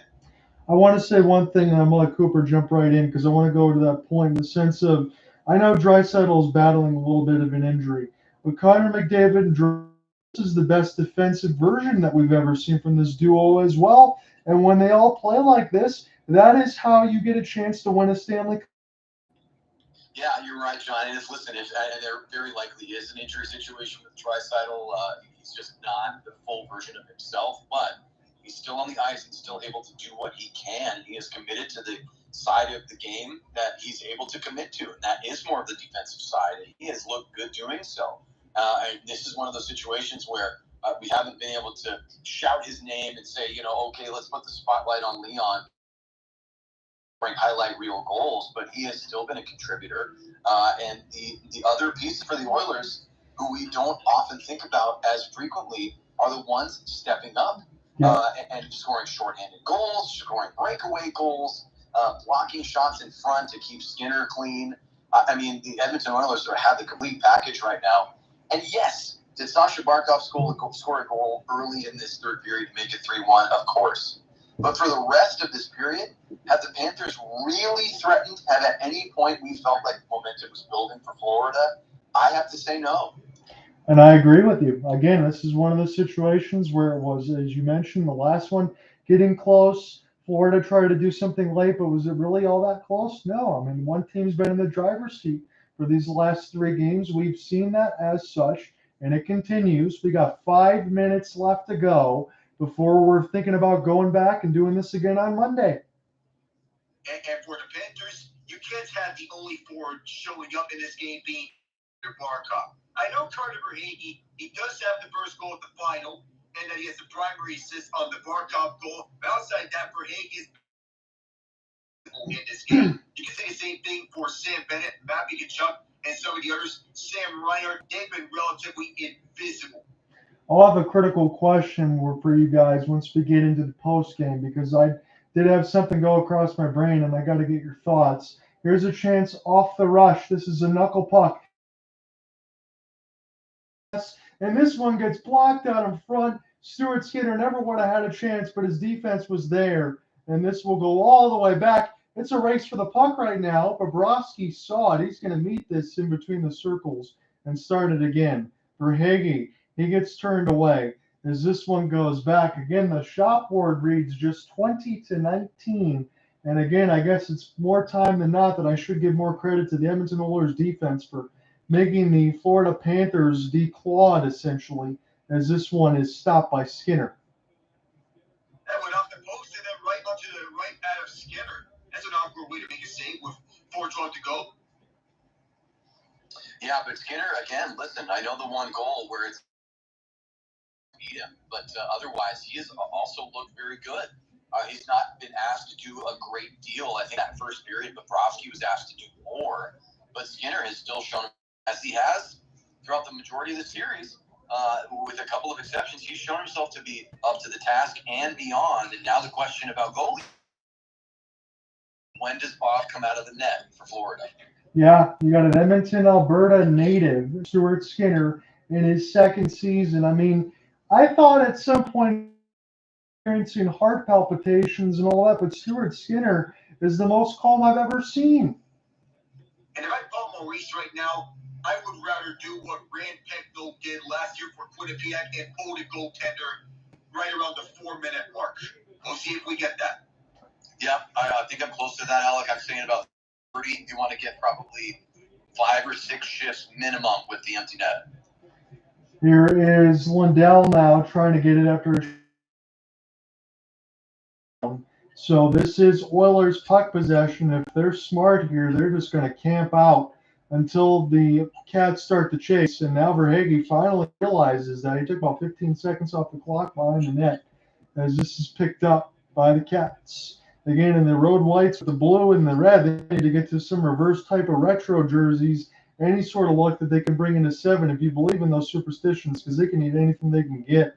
As this is an opportunity. Off the stick chop, Florida trying to keep it in. They'll just throw it into an empty side near the left side dot. Barkov, it eludes him now. Chance off the rush, empty net. That's your ball game. This was not meant to happen. Again, as I say, this could not happen, but now we're seeing the unthinkable, the unbelievable, the unfathomable, the imaginable unfolding before our very eyes. A game 7 on the horizon. McLeod makes it 4-1. Right now, with the close-up shots from the ESPN cameras, look lifeless, confused, and worst of all, blank. There doesn't seem to be anything there. There doesn't seem to be fire. There doesn't seem to be thought. I understand being stunned, but you have been stunned now in back-to-back games, and this one wasn't close. Nope. It is 4-1. Could have been much worse. Could be a shutout. Doesn't matter. Game 7 coming up. Well, I'll have to decide whether or not I should take the third period amongst you gentlemen. Again, maybe I'll have to pivot and take another one or figure out what's going to happen. Here's a pinball. Doesn't go on the net. Another one, the distance, and this goes in. Oh my goodness. This is the loudest that we've heard from Edmonton all in this game. This crowd crowd in absolute disbelief. The nerves are starting to catch the Panthers, knowing the reality. Like a final, we are witnessing all-time fear. The Oilers in 7 crowd, they have to be smiling on their face. Wow. I don't care that these last two were empty netters, boys. 5-1. That is the goal score. The score line that should be here. That is what reflects the lopsided nature of this game. And man, oh man, Skinner with a reverse paddle save that changed the outcome of the game. But then that immediately turns into an almost full length of the ice empty netter to make it 5-1. I think we knew it was Oilers all the way. I cannot believe what we're seeing. And guys, I gotta say this in real time because I know the TV's not loud. I'm trying to be for all of you there and just call it as I see it. We want the cup chance for the first time at Rogers Place in this series. This was a team that was down 3-0, and now they beat the straws out of the Panthers again. It's 5-1. They have the puck. Now Corey Perry's getting some ice time in an almost ceremonial fashion as this is down to the right side for Lomberg. Picked up. This one's now near the right side. Kulikov. This is just window dressing at this point. I've had a lot of that in the third period, but that's what happens when you allow the Edmonton Oilers to put the vice down. And honestly, that's what's happened for them. They've been able to take the defensive screws and tighten that one down. Ekman Larson now to the right side. 27-1 were teams in the Stanley Cup Finals when they had a 3-0 series lead, and this might be 27-2 after Monday night. Let's go. Tarasenko now behind the left side red line. Finds the steal. Ekman is this one now for Kulikov. This one goes up into the trapper for Skinner. 94 seconds away. I guess that's Florida's only positive. Come on, Edmonton. You get your wish, Owen. Oh, and it's Also, sorry, Alec, about bombarding you, but you did not see my Twitter messages, so. And don't worry, the OBS and the OBS Twitch stream is not getting audio output capture, so it didn't catch on the Twitch. That's probably a good thing. I love I mean, it is capturing me right now, though, right? It is. Oh, good. Yeah, the Oilers have captured the Panthers right now. I closed my window. So. What a way, John. Close us out. I know, as you said, just window dressing. You're just putting a bow on this thing, and it's a bow that is brightly colored blue and orange. The Panthers tonight. They gotta close. They gotta pull the goalie. I want to say this, already done that. and I want to say this, and I mean this with all sincerity. I love working with you, gentlemen. I appreciate you being along for the ride, but Cooper, I also need to extend you a handshake because I'm stunned. Thank you for taking this in with me because if I was by myself when I saw this result, I think I'd be a little bit downtrodden myself. So I'm glad that we're riding together here. Let me put it this way. I've spent 3 games covering the NHL with you, John, here over the past week or so. And I've watched the Oilers score. Let me do the math here. 8, 12, 17 friggin' goals. Florida can't do anything. You know I must love you guys. 50 seconds left to go in this third as it's Mikkola. He loses it. Edmonton now off the rush. Why not score another goal, but this time with Bobrovsky in the goal crease? Again, that's kind of a reverse heel turn for me, I guess. 35 seconds left to go now for Kulikov as he'll get this one off the spin and turn. He falls down. He was absorbed by the Oilers crowd that's all standing waving the pom-poms. I guess the only team that's not rooting for them right now are the Calgary Flames, but we're going to Game 7. We're just 25 seconds away from that happening. Most of Canada on their feet rooting for the Edmonton Oilers. Calgary, they're not doing that. Part of Vancouver's not rooting for the Oilers, but who gives a darn about that half of Vancouver? If the Oilers, they right now, The last stand, that's coming a reality to become just the second team to successfully complete a reverse sweep in the Stanley Cup final. They have one more game for history to happen. One more shot down the ice. We thought that this might happen. Lomberg and McLeod. This will here, but this will allow the crowd to get ever more into it before they can celebrate in unison. Boy, I have no words, guys. I have absolutely no words. Neither do I. The only words I have are the ones to say at 8.5 to go. And Panthers fans know they don't want to hear them. No, absolutely not. I mean, 5 goals on 21 shots, 2 empty netters. The Oilers made it look relatively easy tonight for a Stanley Cup final game. Boy, oh boy, just all Oilers start to finish within one Barkov play. We can talk all day long about the goal that was called back. You got to be on side. It doesn't matter. It was a correct call, and we are ended up with this result. Here we go, Game 7. Goes all the way back, holds the puck, and the Edmonton Oilers force Game 7 with a 5-1 dominating victory. We'll see you on Monday night at Emirates Bank Arena. I mean, what did you expect? The pressure was on the Panthers. Kachuk has been in a bit of a downswing lately. He hasn't been performing in the way most people would have expected him to perform during the playoffs. I mean, Edmonton came out swinging. They delivered the uppercut that they needed to deliver to Florida. They haven't knocked them out yet, but they're going to in Game 7, and they're going to be the first team since 1942 to win the Stanley Cup on a reverse sweep. Quote me on it. Take it to the mother bank. All right. Yes, but hey, Gloat all you want. You deserve it. First team since the 45 Detroit Red Wings. 42. Game 7 while drawing 3 games to none. In a 42. So here we go. 19. So here we go. Game 7 of this. Do you believe in miracles?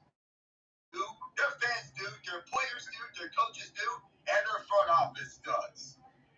Man, oh man. You know what, Owen? I'll give you one. I usually avoid it, but the way the Oilers played tonight, I'm going to throw it in for emphasis. Since 40-2, baby.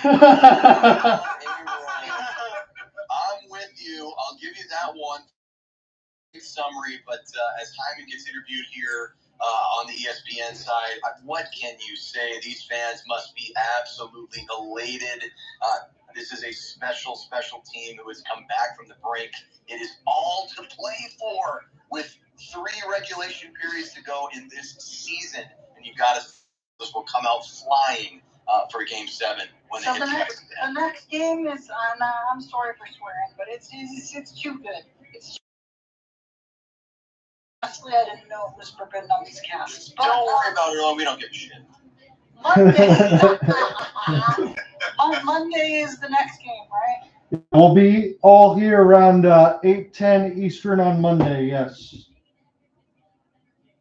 Oh, perfect. So perfect. You guys, everyone listening along, get ready to popcorn because we may witness history. So, Cooper, do you got a couple more minutes still, or do you got to check out? I got you. What are we sitting at? Exactly 8:00 p.m. Pacific time over here. Yeah, I can push this thing. What do you think, John? Monday. So you're saying I've got time to watch Sportsnet's kick-ass intro to Game 7 and then hop on here? Let's go. Yeah. No. Yes, you do. And you know what? Honestly, it would look like you were going to visit a crematorium when it was like 3-0, right? It was all downtrodden for Canada, and now you will get that kick-ass intro that you're referring to, Ian, as you wait for the Game 7 side. So this is officially what's going to happen. Is tomorrow I'll be covering the next part of the AHL series between the Coachella Valley Firebirds and the Hershey Bears. But their next game after that will be on Monday, so I'll be back with all of you there on this side. I do want to ask this question because we've played all the narratives for the Edmonton Oilers all night long, as we should have been. Now, the Florida Panthers are going back to take all game. their crowd is going to be behind them. But here is where I say this. Normally, you would have an advantage with your crowd behind you. But at this point, you're really sitting on pins and needles, aren't you, going from Game 5 and then now to Game 7? What kind of rousing ovation will the Florida Panthers even get? You'll probably get introductions, but after that, you're going to be sitting on your hands, aren't you? Okay, but first of all, what do you mean Florida has the crowd behind them? Who? I'm saying their home crowd. Their home crowd, that is. Yeah, who's that? Who's that? All of the Florida Panthers. Well, but I'm trying to say it like this. You have that. That's supposed to bring your energy. But my point is the Oilers have sucked the life out of all of it. So what kind of... doesn't have a home crowd. They're Oh, boo-hoo. Canadians that come down through the winter. Florida literally does not have a fan base. See, that's where I'm going to vehemently disagree with you, because you got the Lightning, you got the Everblades, and you got the Panthers all kicking butt down in Florida on that side of it. So I'm not going to... I'm asking you, though, what's going to happen, though, with the Florida Panthers? Are they going to have some type of reaction there, or is there going to be a whole bunch? I mean, I think they have to, because at this point, the pressure is on both teams. Fan reactions or lack of side. I think the pressure is equally distributed amongst both teams. I think the pressure was on Florida in Game 6, but now this one's in Florida. They're going to want to please whatever home fans they have. And Edmonton is going to want to bring a cup home to Canada. Either way, there's going to be riots in the streets in Edmonton. And either way, people like Brady Tkachuk, who is clearly one of the greatest American hockey players we've seen this century, are going to want to prove themselves in front of whatever national audience they have on ABC. So there's pressure on both ends, and I think it's going to be a highly contested game. I don't think it's going to be the team runs away with, and if this game doesn't go to overtime, quite frankly, I'd be shocked. Oh, that's what Cooper had in his prediction. Owen, you actually made a great point. It's a beautiful and deeply unfortunate segue for me, as I made what at the time seemed like maybe even a silly prediction that this game would take 7 and it would take overtime in Game 7 to find a winner. And now we are just a few periods away from that becoming reality. Right. I can't believe that we're saying that, but no, your points are well taken, and I think that we're looking at. Yeah. Open it up. Tell everybody the old, in case they weren't watching, and then John and Alec, I will simply say, yeah, this is going to be one heck of a night. A few nights from now, I don't know what to expect. I find it interesting. Owen makes a good point here. Even with momentum, now the Oilers are actually in a position they have not been in since they were down. They will be expected at this point to get the Stanley Cup and win it all. What kind of pressure what kind of effect could that take on an Oilers team? Obviously, momentum gives you confidence, but still that pressure will be there. No, and I think as someone who, I'm not an Oilers fan, but I'm a Canadian, I understand what's at stake here. Every single time, except when the Canadians won the discounted 2021 COVID Cup berth, we've had riots in the streets. And if we don't have riots in the streets when the Oilers either win, which they will, or quite frankly, I will bring our entire country's patriotism towards our sport into question. But as for pressure, I'll get to your question. As for pressure, McDavid, he's got a lot to prove here. He's clearly deserved the Conn fight, no matter which way this goes. And if anyone would like to argue any alternative recipients for the Conn Smythe, I'm here for it. I will debate you on it, but there clearly is none. And Draisaitl has been absolutely fucking standing. And there's no two better combo. You look at the regular season stats. You look at the playoff. If anyone can rival the McDavid-Draisaitl combo, I haven't heard their names, and I don't expect to soon. Well, with that, I don't think there's anything else left for me to say other than my thoughts and prayers will be with you here, Mr. Cooper Hopkins, because I'm in the same boat as you. And we will figure out what is going to happen on Monday night. I'm looking forward to it. And honestly, if you hear some different sounds from my audio microphone after that game is over, I think you'll understand why. So, gentlemen, it's been fun. I'll try to keep the neutrality as much as possible, but I look forward to the Monday side. You guys have a good one, okay? Yeah, thank you, John. I will be here Monday night. If you guys do it Monday night, I will be here, and I'm ready. Love it. Thank you all. What an amazing series this has developed into. It's going to be one hell of a finish. We've all been along the ride. We might as go for the last lap here. It's going to be incredible. Absolutely. Have you ever? No, I've never.